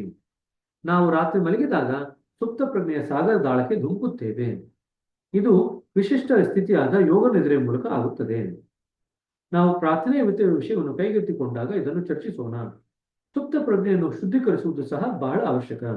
ಅದರಲ್ಲಿ ಪೂರ್ವ ಅನುಭವಗಳ ಅವಶೇಷಗಳು ತುಂಬಿಕೊಂಡಿರುತ್ತವೆ. ಅದು ನಮ್ಮ ಕೆಳಮಟ್ಟದ ಪ್ರವೃತ್ತಿಗಳು ಮತ್ತು ಬಯಕೆಗಳ ನಿವಾಸವಾಗಿದೆ. ಇದೆಲ್ಲ ಸುಪ್ತ ಪ್ರಜ್ಞೆ ಬಗ್ಗೆ ಬರಿತಾ ಇದ್ದಾರೆ. ಸುಪ್ತ ಪ್ರಜ್ಞೆಯಲ್ಲಿ ಏನಿದೆ, ಅದರಲ್ಲಿ ಪೂರ್ವ ಅನುಭವಗಳ ಅವಶೇಷಗಳು ಅಡಕೆ ತುಂಬಿಕೊಂಡಿರುತ್ತದೆ. ಸುಪ್ತ ಪ್ರಜ್ಞೆ ಅದು ನಮ್ಮ ಕೆಳಮಟ್ಟದ ಪ್ರವೃತ್ತಿಗಳು ಮತ್ತು ಬಯಕೆಗಳ ನಿವಾಸವಾಗಿದೆ. ಶುದ್ಧೀಕರಣವನ್ನು ಚರ್ಚಿಸುವಾಗ ಈ ವಿಷಯವನ್ನು ಆಳವಾಗಿ ಚರ್ಚಿಸೋಣ. ಸುಪ್ತ ಪ್ರಜ್ಞೆಯಲ್ಲಿ ಏನಿದೆ ಅಂದ್ರೆ ಇವೆರಡೂ ಇದೆ. ಏನೇನು? ಪೂರ್ವ ಅನುಭವಗಳ ಅವಶೇಷಗಳು ಮತ್ತು ಕೆಳಮಟ್ಟದ ಪ್ರವೃತ್ತಿಗಳು ಮತ್ತು ಬಯಕೆಗಳು ನಿವಾಸವಾಗಿವೆ ಸುಪ್ತ ಪ್ರಜ್ಞೆಯಲ್ಲಿ. ಈಗ ಪ್ರಜ್ಞಾನವನ್ನು ಕುರಿತು ಚರ್ಚಿಸೋಣ. ಇದು ದೈವಿ ಲೋಕ. ಧ್ಯಾನದಲ್ಲಿ ನಾವು ಅದರ ಅನಂತವಾದ ನಭೋ ಮಂಡಲದೊಳಗೆ ಮೇಲೆ ಇರುತ್ತೇವೆ. ಇಲ್ಲಿ ನೋಡಿ, ನಾವು ನಿದ್ರೆಯಲ್ಲಿ ನಾವೇನ್ ಮಾಡ್ತೀವಿ? ಪ್ರಜ್ಞೆಯ ಸಾಗರದ ಆಳಕ್ಕೆ ಧುಮುಕ್ತೀವಿ. ಸುಪ್ತ ಪ್ರಜ್ಞೆಯ ಸಾಗರದ ಆಳಕ್ಕೆ ಧುಮುಕ್ತೀವಿ ನಿದ್ರೆಯಲ್ಲಿ. ಆದರೆ ಧ್ಯಾನದಲ್ಲಿ ನಾವು ದೈವಿ ಲೋಕದ ಅಥವಾ ಪ್ರಜ್ಞಾನದ ನಭೋ ಮಂಡಲದೊಳಗೆ ಮೇಲೆ ಇರುತ್ತೇವೆ. ಒಂದರಲ್ಲಿ ಧುಮುಕ್ತೀವಿ, ಇನ್ನೊಂದರಲ್ಲಿ ಮೇಲೆ ಇರ್ತೀವಿ. ಅಲ್ಲಿಂದಲೇ ವಿವೇಕ ಇಳಿದು ಬರುತ್ತದೆ. ಅಲ್ಲಿಂದ ಬರುವ ಪ್ರೇರಣೆ ನಿಮ್ಮ ಹೃದಯವನ್ನು ಮೀಟುತ್ತದೆ. ಸೊ ಅಲ್ಲಿ ಹಾಗಾದ್ರೆ ಸುಪ್ತ ಪ್ರಜ್ಞಾನದಲ್ಲಿ ಏನಿದೆ? ವಿವೇಕ ಇದೆ, ಪ್ರೇರಣೆ ಇದೆ. ಪ್ರಜ್ಞಾನದಲ್ಲಿ ನಾವು ಮೂಲದಿಂದ ಬರುವ ಶಕ್ತಿಯಿಂದ ತುಂಬಿ ಹೋಗುತ್ತೇವೆ. ಶಕ್ತಿ ಇದೆ. ಈ ಮೂರು ಇದೆ ಪ್ರಜ್ಞಾನದಲ್ಲಿ. ಏನೇನಿದೆ? ಪ್ರೇರಣೆ ಇದೆ, ವಿವೇಕ ಇದೆ, ಮತ್ತೆ ಶಕ್ತಿ ಇದೆ. ಸೊ ನಾವು ಧ್ಯಾನ ಮಾಡಿದಾಗ ಈ ಮೂರನ್ನು ನಮ್ಮಲ್ಲಿ ನಾವು ತುಂಬಿಕೊಳ್ತೀವಿ. ಶಕ್ತಿಯನ್ನು ತುಂಬಿಕೊಳ್ತೀವಿ, ವಿವೇಕವನ್ನು ತುಂಬಿಕೊಳ್ತೀವಿ, ಪ್ರೇರಣೆಯನ್ನು ಪಡಿತೀವಿ. ಧ್ಯಾನದಲ್ಲಿ ನಮ್ಮ ಅರಿವು ಪ್ರಜ್ಞಾನದ ಮೂಲಕ ವಿಸ್ತಾರಗೊಳ್ಳುತ್ತದೆ. ಮೊದಲಿಗೆ ನಮಗೆ ಅದರ ಅನುಭವವೇ ಆಗದಿರಬಹುದು. ನಾವು ಸುಷುಪ್ತಿಯ ಸ್ಥಿತಿಯಲ್ಲಿರುವಂತೆ ಇರುತ್ತದೆ. ಅದು ಸಮಾಧಿಯ ಮೊದಲನೆಯ ಹಂತ. ಆದರೆ ನಿಧಾನವಾಗಿ ನಾವು ಪ್ರಜ್ಞಾನದೊಂದಿಗೆ ಪರಿಚಿತರಾಗುತ್ತೇವೆ. ಆ ಅವಸ್ಥೆಯಲ್ಲಿ ಅರಿವಾಗ ತೊಡಗುತ್ತದೆ ಮತ್ತು ಕ್ರಮೇಣ ನಾವು ಅದರ ಮೇಲೆ ಹಿಡಿತ ಸಾಧಿಸುತ್ತೇವೆ. ಆಗಲೂ ಅದು ಪ್ರಜ್ಞಾನವಾಗಿ ಇರುತ್ತದೆಯೇ? ಅನ್ಲೈನ್ ಮಾಡ್ಕೊಂಡಿದ್ದೀನಿ. ಮೊದಲು ನಮಗೆ ಪ್ರಜ್ಞಾನದ ಅರಿವು ಗೊತ್ತಾಗಲ್ಲ, ಇದು ಪ್ರಜ್ಞಾನ ಅಂತ ತಿಳುವಳಿಕೆ ಬರಲ್ಲ. ಆದ್ರೆ ಕಾಲಕ್ರಮೇಣದಲ್ಲಿ ನಾವು ಪ್ರಜ್ಞಾನದೊಂದಿಗೆ ಪರಿಚಿತರಾಗುತ್ತೇವೆ. ಅದು ನಮ್ಗೆ ಗೊತ್ತಾಗುತ್ತೆ, ಓ ಇದು ಪ್ರಜ್ಞಾನ ಅಂತ ಗೊತ್ತಾಗುತ್ತೆ. ಆ ಅವಸ್ಥೆಯಲ್ಲಿ ಅರಿವಾಗ ತೊಡಗುತ್ತದೆ. ಈಗ ಅರಿವಿರಲಿಲ್ಲ ಮುಂಚೆ, ಈಗ ಆ ಅವಸ್ಥೆಯಲ್ಲಿ ಅರಿವಾಗ ತೊಡಗುತ್ತದೆ. ಇದನ್ನೇ ನಾವು ಸೂಕ್ಷ್ಮತೆ ಅಂತ ಕರೆಯೋದು. ಸೂಕ್ಷ್ಮತೆ ಅಂದ್ರೆ ಪ್ರಜ್ಞಾನದಲ್ಲಿ ಏನಾಗ್ತಾ ಇದೆ ಅದನ್ನ ಅರಿವಿನಲ್ಲಿ ತಂದುಕೊಳ್ಳೋದು ಸೂಕ್ಷ್ಮತೆ. ಸರಿನಾ? ಸೊ ಅದು ಅರಿವಾಗ ತೊಡಗಿದಾಗ ಏನಾಗ್ತಾ ಇದೆ ಅಂತ ನಮ್ಗೆ ಗೊತ್ತಾಗುತ್ತೆ. ಕ್ರಮೇಣ ಅದ್ರ ಮೇಲೆ ನಾವು ಹಿಡಿತ ಸಾಧನೆಯನ್ನು ಮಾಡುತ್ತೇವೆ. ಆದರೆ ಈಗ ದಾಜಿ ಒಂದು ಪ್ರಶ್ನೆ ಕೇಳ್ತಾ ಇದ್ದಾರೆ. ಈಗ ತಾನು ನಾವೇನು ಹೇಳಿದ್ವಿ? ಪ್ರಜ್ಞಾನ ಅಂದ್ರೆ ಅರಿವಿನಿಂದ ಆಚೆ ಇರ್ತಕ್ಕಂಥದ್ದು ಅಂತ ಹೇಳಿದ್ವಿ. ಆದ್ರೆ ಈಗ ಹೇಳ್ತಾ ಇದ್ದೀವಿ ಪ್ರಜ್ಞಾನದ ಜೊತೆಗೆ ನಾವು ಆ ಸ್ತರಕ್ಕೆ ಹೋಗಿ ನಿಂತಾಗ ಅಲ್ಲಿ ನಮ್ಗೆ ಅರಿವಿರುತ್ತೆ ಅಂತ ಹೇಳ್ತಾ ಇದ್ವಿ. ಅರಿವು ವಿಸ್ತಾರ ಆಯ್ತು ಅಂತ ಆಯ್ತು. ಈಗ ಮುಂಚೆ ಪ್ರಜ್ಞಾನ ಅನ್ನೋದು ಅರಿವಿನಿಂದ ಆಚೆ ಇತ್ತು. ಈಗ ನಮಗೆ ಪ್ರಜ್ಞಾನದಲ್ಲಿ ಹೋಗಿ ನೆಲೆ ನಿಂತಾಗ ಅದು ನಮ್ಮ ಅರಿವಿಗೆ ಬರಲಿಕ್ಕೆ ತಂದಾಗ ಅದು ಪ್ರಜ್ಞಾನವಾಗಿ ಉಳಿಯುತ್ತದೆಯೇ? ಇಲ್ಲ, ಅದು ನಮ್ಮ ಪ್ರಜ್ಞೆಯ ಭಾಗವಾಗ್ಬಿಡುತ್ತೆ. ಇದಕ್ಕೆ ನಾವು ಕಾನ್ಶಿಯಸ್ನೆಸ್ ಎಕ್ಸ್ಪ್ಯಾಂಡ್ ಆಗುತ್ತೆ ಅಂತ ಹೇಳಿದ್ವಿ. ಧ್ಯಾನದಿಂದ ಪ್ರಜ್ಞೆ ವಿಸ್ತಾರ ಆಗುತ್ತೆ ಅಂತಂದ್ರೆ ಇದೇ ರೀತಿಯಲ್ಲಿ ವಿಸ್ತಾರ ಆಗುತ್ತೆ. ನಾವು ಸುಪ್ತ ಪ್ರಜ್ಞೆಗೆ ಹೋದಾಗ ಸುಪ್ತ ಪ್ರಜ್ಞೆಯಲ್ಲಿ ಇರ್ತಕ್ಕಂಥ ವಿಚಾರಗಳೆಲ್ಲ ಗೊತ್ತಾಗತ್ತೆ. ಅವಾಗ ಅದೆಲ್ಲ ವಿಚಾರಗಳು ಗೊತ್ತಾಗ್ತಿದೆ ಅಂದ್ರೆ ಅದು ನಮ್ಮ ಅರಿವಿನ ಪರಿಧಿಗೆ ಬಂದಂಗೆ ಆಯ್ತು. ಅವಾಗ ಆ ಭಾಗದ ಸುಪ್ತ ಪ್ರಜ್ಞೆಯಾಗಿ ಮಾರ್ಪಾಡಾಗ್ಬಿಡುತ್ತೆ, ಸುಪ್ತ ಪ್ರಜ್ಞೆಯಾಗಿ ಉಳಿಯಲ್ಲ. ಅದೇ ರೀತಿಯಾಗಿ ಪ್ರಜ್ಞಾನದ ಸ್ಥಿತಿಗೆ ಹೋಗಿ ನಮಗೆ ಅರಿವು ಬಂತು ಅಂತಂದ್ರೆ ಆ ಪ್ರಜ್ಞಾನದ ಸ್ಥಿತಿಯು ಕೂಡ ಪ್ರಜ್ಞೆಯ ಭಾಗವಾಗಿ ಬಿಡುತ್ತೆ. ಈಗ ಅದು ಪ್ರಜ್ಞಾನದ ಸ್ಥಿತಿಯಾಗಿರಲ್ಲ. ಈ ರೀತಿಯಾಗಿ ನಮ್ಮ ಪ್ರಜ್ಞೆ ಪ್ರಜ್ಞಾನದಲ್ಲಿ ಮತ್ತು ಸುಪ್ತ ಪ್ರಜ್ಞೆಯಲ್ಲಿ ವಿಸ್ತಾರ ಆಗ್ತಾ ಹೋಗುತ್ತೆ. ಇದು ಧ್ಯಾನದಲ್ಲಿ ಆಗ್ತಕ್ಕಂಥ ಕ್ರಿಯೆ. ಇದು ಅರ್ಥ ಆಯ್ತಾ? ಇದು ತುಂಬಾ ಇಂಪಾರ್ಟೆಂಟ್. ಪ್ರಜ್ಞೆ ಹೇಗೆ ವಿಸ್ತಾರ ಆಗುತ್ತೆ ಅಂತ ಹೀಗೆ ವಿಸ್ತಾರ ಆಗೋದು. ಸುಪ್ತ ಪ್ರಜ್ಞೆಯಲ್ಲಿ ಇರತಕ್ಕಂಥ ವಿಚಾರಗಳು ನಮ್ಗೆ ಗೊತ್ತಾಗ್ಲಿಕ್ಕೆ ಶುರು ಆಗುತ್ತೆ. ಆಗ ಸುಪ್ತ ಪ್ರಜ್ಞೆಯ ಭಾಗವಾಗುತ್ತೆ. ಆ ಭಾಗದ ಸುಪ್ತ ಪ್ರಜ್ಞೆಯ ಭಾಗವಾಯಿತು. ಪ್ರಜ್ಞಾನದಲ್ಲಿ ಏನಾಗ್ತಿದೆ ಅಂತ ನಮ್ಗೆ ಅರಿವು ಬರ್ಲಿಕ್ಕೆ ಶುರು ಆಗುತ್ತೆ. ಆಗ ಪ್ರಜ್ಞಾನದ ಆ ಭಾಗ ಪ್ರಜ್ಞೆಯ ಭಾಗವಾಯಿತು. ಈ ರೀತಿ ಪ್ರಜ್ಞೆ ಮೇಲೆ ಕೆಳಗಡೆ ಎರಡೂ ದಿಕ್ಕಿನಲ್ಲಿ ವಿಕಾಸ ಆಗ್ಲಿಕ್ಕೆ ಅಥವಾ ವಿಸ್ತಾರ ಆಗ್ಲಿಕ್ಕೆ ಶುರು ಆಗುತ್ತೆ. ಇದನ್ನೇ ದಾಜಿ ಅವರು ಎಕ್ಸ್ಪ್ಯಾನ್ಷನ್ ಆಫ್ ಕಾನ್ಶಿಯಸ್ನೆಸ್ ಅಂತ ಬರೆದಿರೋದು. ಅರ್ಥ ಆಗ್ತಿದೆಯಾ? ತುಂಬಾ ಜನಕ್ಕೆ ಇದು ವಿಚಾರ ಅರ್ಥ ಆಗಿಲ್ಲ. ಪ್ರಜ್ಞೆ ವಿಸ್ತಾರ ಹೆಂಗಾಗತ್ತೆ, ಅದು ನಮಗೆ ಹೆಂಗ್ ಗೊತ್ತಾಗತ್ತೆ ಅಂತಂದ್ರೆ ಹೀಗೆ ಗೊತ್ತಾಗೋದು, ಹೀಗೆ ವಿಸ್ತಾರ ಆಗೋದು. ಅರಿವಿನಿಂದ ಗೊತ್ತಾಗತ್ತೆ. ಅದಕ್ಕೆ ಧ್ಯಾನದಲ್ಲಿ ಅರಿವನ್ನು ಇಟ್ಕೋಬೇಕಾಗಿರೋದು ಸಹಜ. ಅದಕ್ಕೆ ಧ್ಯಾನದಲ್ಲಿ ಏನ್ ಮಾಡ್ಬೇಕು ಅಂತ ಹೇಳ್ತೀವಿ, ನಮ್ಮ ಹೃದಯದಲ್ಲಿ ಅರಿವಿನದಲ್ಲಿ ಸ್ತರದಲ್ಲಿ ಕೂತ್ಕೊಂಡು ಹೃದಯದಲ್ಲಿ ವಿಶ್ರಾಂತಿ ಪಡಿತೀವಿ. ಹೃದಯದ ಮೇಲೆ ನಮ್ಮ ಗಮನವನ್ನು ಕೇಂದ್ರೀಕರಿಸಿ ಅರಿವಿನಿಂದ ವಿಶ್ರಾಂತಿ ಪಡಿತೀವಿ ಅಂತ ದಾಜಿ ಬರೀತಾರೆ ಧ್ಯಾನ ಅಂತಂದ್ರೆ. ಅರಿವೇ ಇಲ್ಲದೆ ಇದ್ದರೆ ನಾವು ಸುಪ್ತ ಪ್ರಜ್ಞೆ ಮತ್ತು ಪ್ರಜ್ಞಾನದಲ್ಲಿ ವಿಸ್ತಾರ ಆಗ್ತಾ ಇರೋದು ನಮ್ಗೆ ಗೊತ್ತೇ ಆಗಲ್ಲ. ಅಂದ್ರೆ ಪ್ರಜ್ಞೆಯ ವಿಸ್ತಾರ ನಮ್ಮ ಅನುಭವಕ್ಕೆ ಬರಲ್ಲ ಅರಿವೇ ಇಲ್ಲದೆ ಇದ್ರೆ. ಅರಿವಿನ ಮುಖಾಂತರ ನಮಗೆ ಪ್ರಜ್ಞೆಯ ವಿಸ್ತಾರ ನಮಗೆ ಗೊತ್ತಾಗತ್ತೆ.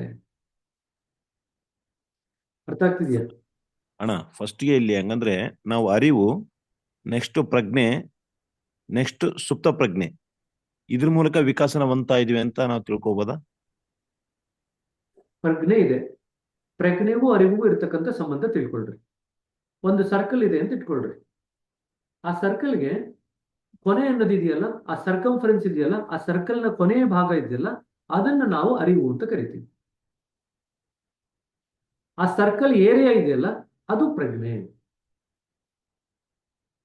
ಅರಿವಿಗೂ ಪ್ರಜ್ಞೆಗೂ ಇರತಕ್ಕಂಥ ಸಂಬಂಧ ತಿಳ್ಕೊಳ್ರಿ. ನಾವು ಇವೆರಡೂ ಪದನ ಬದಲಾಗಿ ಉಪಯೋಗಿಸ್ತೀವಿ, ಒಂದೊಂದಕ್ಕೆ ಸಮಾನಾಂತರವಾಗಿ ಉಪಯೋಗಿಸ್ತೀವಿ. ಆದ್ರೆ ಎರಡೂ ಒಂದಕ್ಕೊಂದು ಸಂಬಂಧ ಇದೆ, ಆದ್ರೆ ಎರಡೂ ಒಂದೇ ಅಲ್ಲ.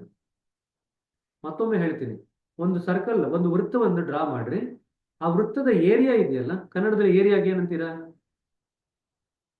ವಿಸ್ತೀರ್ಣ. ವಿಸ್ತೀರ್ಣ. ವಿಸ್ತೀರ್ಣ.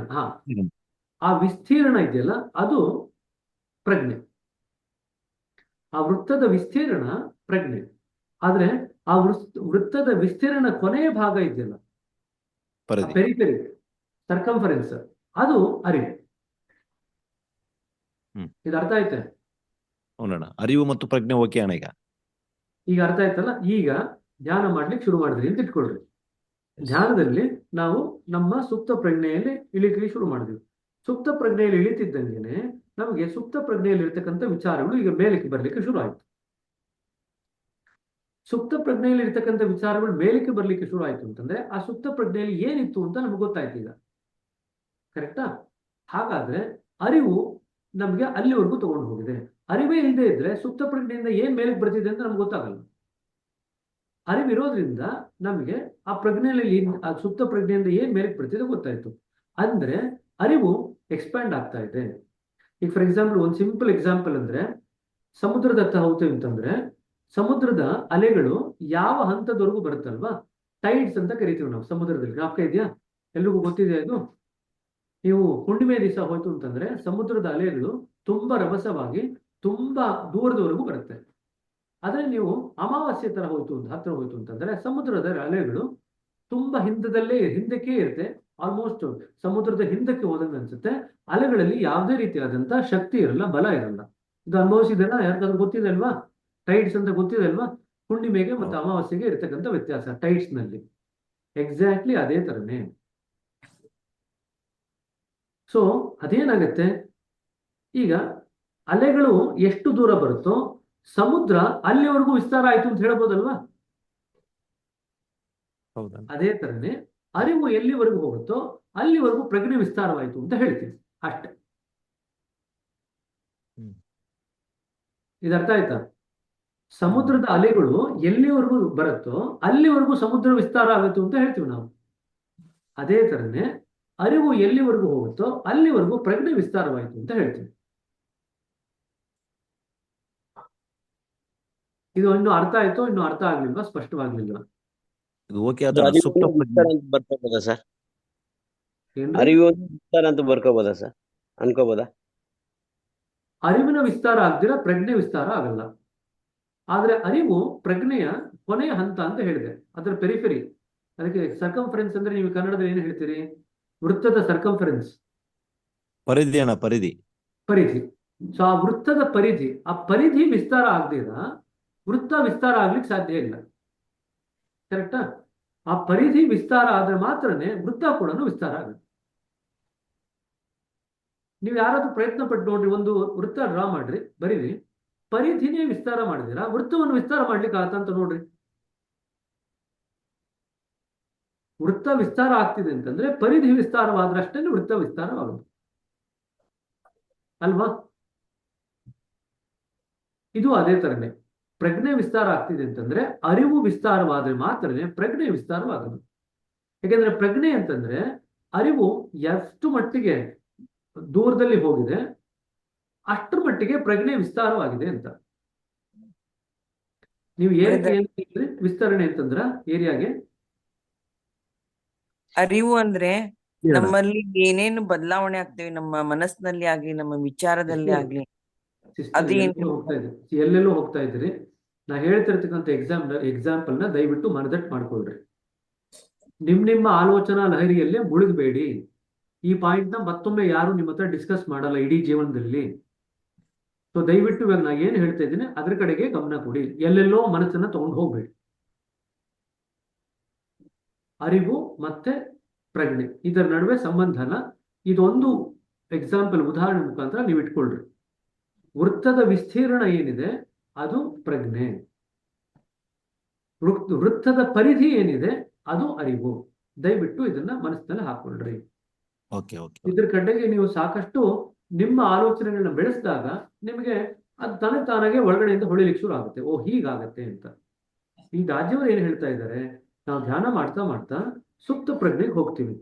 ಸುಪ್ತ ಪ್ರಜ್ಞೆಯಲ್ಲಿ ಹಾಗಾದ್ರೆ ಹೋಗ್ತೀವಿ ಅಂತಂದ್ರೆ ಏನಾಗ್ತಾ ಇದೆ? ಪರಿಧಿ ದೊಡ್ಡದಾಗ್ತಾ ಇದೆ. ಪರಿಧಿ ದೊಡ್ಡದಾಗ್ತಾ ಇದೆ, ಪ್ರಜ್ಞೆಯ ಪರಿಧಿ ದೊಡ್ಡದಾಗ್ತಾ ಇದೆ. ಗೊತ್ತಾಗ್ತಿದ್ಯಾ?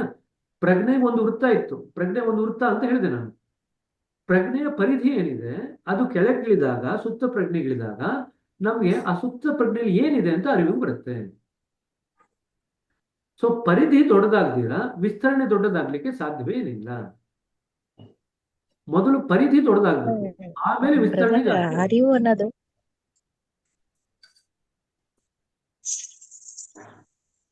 ಅನ್ನೋದು ನಾಲೆಡ್ಜ್ ಬರೋದಕ್ಕೆ ಒಂದು ಸಾಧನೆ ಅಂತ ಹೇಳ್ಬೋದಾ? ನಾಲೆಡ್ಜ್ ಆಗ್ಲಿ ಪ್ರಜ್ಞೆ ಆಗ್ಲಿ ಬರೋದಕ್ಕೆ ಒಂದು ಸಾಧನೆ ಅಂತ ಹೇಳ್ಬೋದಾ ಅರಿವು ಅನ್ನೋದು? ಸಿಸ್ಟರ್ ದಯವಿಟ್ಟು ನಾ ಇವಾಗ ತಾನ ಏನ್ ಹೇಳಿದೆ, ನಿಮ್ಮ ಯೋಚನಾ ಲಹರಿಗಳನ್ನ ನಿಲ್ಲಿಸ್ರಿ. ನಾ ಏನು ಉದಾಹರಣೆ ಕೊಟ್ಟಿದ್ದೀನಿ ಅದ್ರ ಮೇಲೆ ನಿಮ್ಮ ಮನಸ್ಸನ್ನ ನಿಲ್ಲಿಸ್ರಿ. ಅದು ಕಾಲಕ್ರಮೇಣದಲ್ಲಿ ನಿಮಗೆ ಅನುಭವಕ್ಕೆ ಬರುತ್ತೆ, ನಿಮಗೆ ಅರ್ಥವಾಗುತ್ತೆ. ಇದಕ್ಕಿಂತ ನಿಮಗೆ ಸಿಂಪಲ್ ಎಕ್ಸಾಂಪಲ್ ಸಿಗ್ಲಿಕ್ಕೆ ಸಾಧ್ಯವಿಲ್ಲ ಅರಿವು ಮತ್ತೆ ಪ್ರಜ್ಞೆ ಬಗ್ಗೆ. ನೀವು ಈ ಸಿಂಪಲ್ ಎಕ್ಸಾಂಪಲ್ನೇ ಅರ್ಥ ಮಾಡ್ಕೊಳ್ಳಿಲ್ಲ ಅಂತಂದ್ರೆ ನಿಮಗೆ ಸಾಕಷ್ಟು ಇದರ ಸ್ಪಷ್ಟತೆ ನಿಮಗೆ ಜೀವನದಾದ್ಯಂತ ಬರೋದೇ ಇಲ್ಲ. ಸೊ ಅರಿವು ಅಂತಂದ್ರೆ ಪರಿಧಿ, ವೃತ್ತದ ಪರಿಧಿ.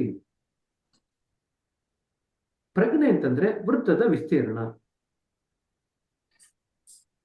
ಆ ಏರಿಯಾ ಅಂತಂದ್ರೆ ವಿಸ್ತೀರ್ಣ, ಕರೆಕ್ಟ್? ಅದು ಕನ್ನಡದಲ್ಲಿ ಸರಿ ಇದೆ ಅಲ್ವಾ? ಸೊ ವಿಸ್ತೀರ್ಣ ಇದೆಯಲ್ಲ ಅದು ಪ್ರಜ್ಞೆ.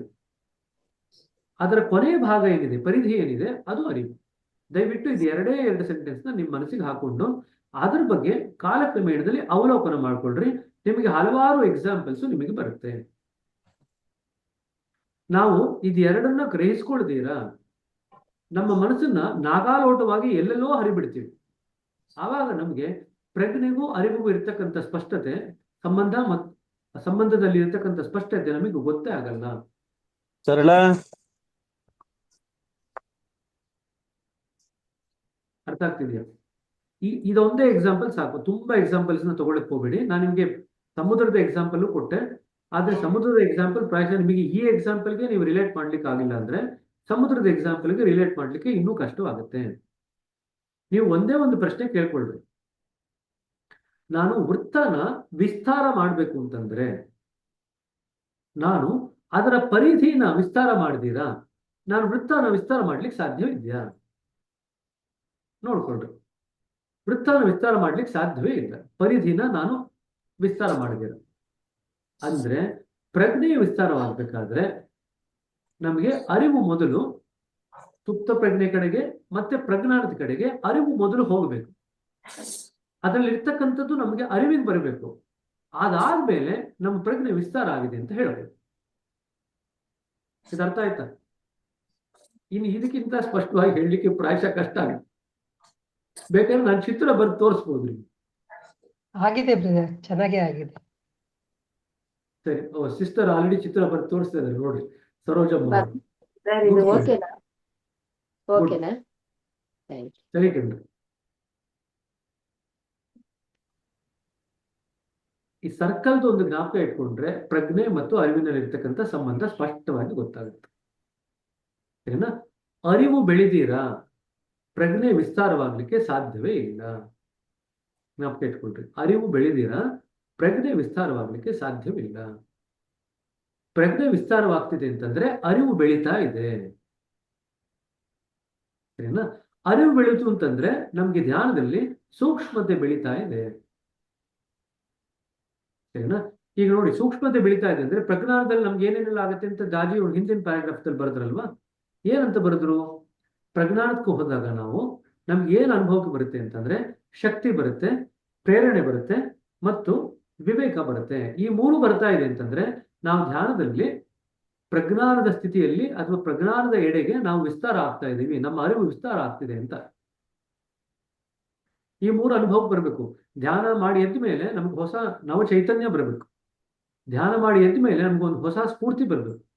ಧ್ಯಾನ ಮಾಡಿ ಎದ್ದ ಮೇಲೆ ನಮಗೆ ಮನಸ್ಸಿನಲ್ಲಿ ಸ್ಪಷ್ಟತೆ ಮೂಡ್ಲಿಕ್ಕೆ ಶುರು ಆಗ್ಬೇಕು, ವಿವೇಕ ಮೂಡ್ಲಿಕ್ಕೆ ಶುರು ಆಗ್ಬೇಕು. ಈ ಮೂರು ಆಗ್ತಾ ಇದೆ ಅಂತಂದ್ರೆ ನೀವು ಪ್ರಜ್ಞಾನದಲ್ಲಿ ವಿಸ್ತಾರ ಆಗ್ತಾ ಇದ್ದೀರಾ ಅಂತ.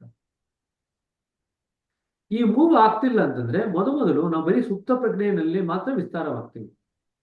ಕಾಲಕ್ರಮೇಣದಲ್ಲಿ ಪ್ರಜ್ಞಾನದಲ್ಲೂ ವಿಸ್ತಾರ ಆಗೋದು ನಮ್ಗೆ ಗೊತ್ತಾಗುತ್ತೆ. ಸರಿನಾ? ಸರಿ, ಈಗ ಆ ಪ್ರಶ್ನೆಗೆ ವಾಪಸ್ ಹೋಗೋಣಂತೆ. ನಿಧಾನವಾಗಿ ನಾವು ಪ್ರಜ್ಞಾನದೊಂದಿಗೆ ಪರಿಚಿತರಾಗುತ್ತೇವೆ. ಆ ಅವಸ್ಥೆಯಲ್ಲಿ ಅರಿವಾಗತೊಡಗುತ್ತದೆ ಮತ್ತು ಕ್ರಮೇಣ ನಾವು ಅದರ ಮೇಲೆ ಹಿಡಿತ ಸಾಧಿಸುತ್ತೇವೆ. ಆಗಲೂ ಅದು ಪ್ರಜ್ಞಾನವಾಗಿ ಇರುತ್ತದೆಯೇ? ಹಾಗೆಂದರೆ ಏನು? ಇವ್ರಿಗೂ ಅರ್ಥ ಆಗಿಲ್ಲ, ಜೋಶ್ವಾರ್ಗೂ ಅರ್ಥ ಆಗಿಲ್ಲ, ಇದೇನೋ ಹೇಳ್ತಾ ಇದಾರಲ್ಲ ಅಂತ. ಹಾಗೆಂದ್ರೆ ಏನು ಅಂತ ಜೋಶ್ವಾ ಕೇಳ್ತಾರೆ. ಅದರ ಅರಿವು ನಮಗಿದ್ದಾಗ ಅದು ನಮ್ಮ ಪ್ರಜ್ಞೆಗಿಂತಲೂ ಮೇಲಿರಲು ಸಾಧ್ಯವಿಲ್ಲ. ಅದರ ಅರಿವು ನಮ್ಗಾಯ್ತು ಅಂತಂದ್ರೆ ಅದು ನಮ್ಮ ಪ್ರಜ್ಞೆಯ ಸ್ಥಳದಲ್ಲೇ ಇದೆ. ಪ್ರಜ್ಞೆನಲ್ಲಿ ಏನಿರುತ್ತೋ ಅದಷ್ಟೇ ನಮ್ಗೆ ಅರಿವು ಬರುತ್ತೆ ಅಂತ ಈಗ ತಾನು ಮಾತಾಡಿದ್ವಿ. ಯಾಕೆಂತಂದ್ರೆ ಅರಿವು ಪ್ರಜ್ಞೆಯ ಪರಿಧಿ ಅಂತ ಮಾತಾಡಿದ್ವಿ. ಸೊ ಪ್ರಜ್ಞೆನಲ್ಲಿ ಏನೇನೆಲ್ಲ ಇದೆಯೋ ಅದ್ರ ಬಗ್ಗೆ ನಮ್ಗೆ ಗೊತ್ತಿರುತ್ತೆ. ಈಗ ಇದು ನಮ್ಮ ಪ್ರಜ್ಞಾನದ ಸ್ಥಿತಿ ನಮ್ಮ ಅರಿವಿಗೆ ಬಂತು ಅಂತಂದ್ರೆ ಅದು ಪ್ರಜ್ಞೆಯ ಭಾಗವಾಗಿ ಬಿಡುತ್ತೆ, ಅದು ಪ್ರಜ್ಞಾನವಾಗಿ ಇರೋದಿಲ್ಲ.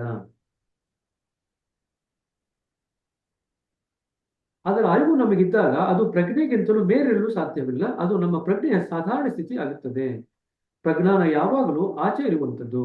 ಯಾವುದನ್ನು ನಿಮ್ಮಿಂದ ತಲುಪಲಾಗುವುದಿಲ್ಲವೋ ಅದು ಪ್ರಜ್ಞಾನ. ಯಾವುದು ನಿಮಗೆ ಪ್ರಜ್ಞೆಯ ಸಾಧಾರಣ ಸ್ಥಿತಿಯೋ ಅದು ಮತ್ತೊಬ್ಬರಿಗೆ ಪ್ರಜ್ಞಾನದ ಸ್ಥಿತಿ ಆಗಿರಬಹುದು. ನಮ್ಮ ಪ್ರಜ್ಞಾನ ಬೇರೆಯವರಿಗೆ ಸಾಧಾರಣ ಪ್ರಜ್ಞಾ ಸ್ಥಿತಿ ಆಗಿರ್ಬೋದು, ಇನ್ನೊಬ್ಬರ ಪ್ರಜ್ಞಾನ ನಮಗೆ ಪ್ರಜ್ಞಾ ಸ್ಥಿತಿ ಆಗಿರ್ಬೋದು. ಅರ್ಥ ಆಯ್ತಾ? ಈಗ ಸಪೋಸ್ ನಿಮಗಿಂತ ಯಾರೋ ಒಬ್ರು ತಿಳುವಳಿಕೆ ಜಾಸ್ತಿ ಇದೆ ಅಂತ ಇಟ್ಕೊಳ್ರಿ, ಅನುಭವ ಜಾಸ್ತಿ ಇದೆ ಅಂತ ಇಟ್ಕೊಳ್ರಿ. ಅವರಿಗೆ ಆ ಅನುಭವ ತಿಳುವಳಿಕೆ ಪ್ರಜ್ಞೆಯ ಸ್ಥಿತಿ. ನಿಮಗೆ ಆ ಅನುಭವ ಮತ್ತು ತಿಳುವಳಿಕೆ ಇನ್ನೂ ಬರದೇ ಇರೋದ್ರಿಂದ ಅದು ನಿಮಗೆ ಪ್ರಜ್ಞಾನದ ಸ್ಥಿತಿ. ಅರ್ಥ ಆಗ್ತಿದೆ? ಯಾರಿಗೋ ಒಬ್ರಿಗೆ ಅನುಭವ ತಿಳುವಳಿಕೆ ಜಾಸ್ತಿ ಇತ್ತು ಅಂತಂದ್ರೆ ಅವರಿಗೆ ಅದು ಪ್ರಜ್ಞೆಯ ಸ್ಥಿತಿ. ಯಾಕೆಂದ್ರೆ ಅವರ ಪ್ರಜ್ಞೆನಲ್ಲೇ ಇದೆ, ತಿಳ್ಕೊಂಡಿದ್ದಾರೆ, ಚೆನ್ನಾಗಿ ಸ್ಪಷ್ಟವಾಗಿ ಅನುಭವವನ್ನು ಪಡ್ಕೊಂಡಿದ್ದಾರೆ.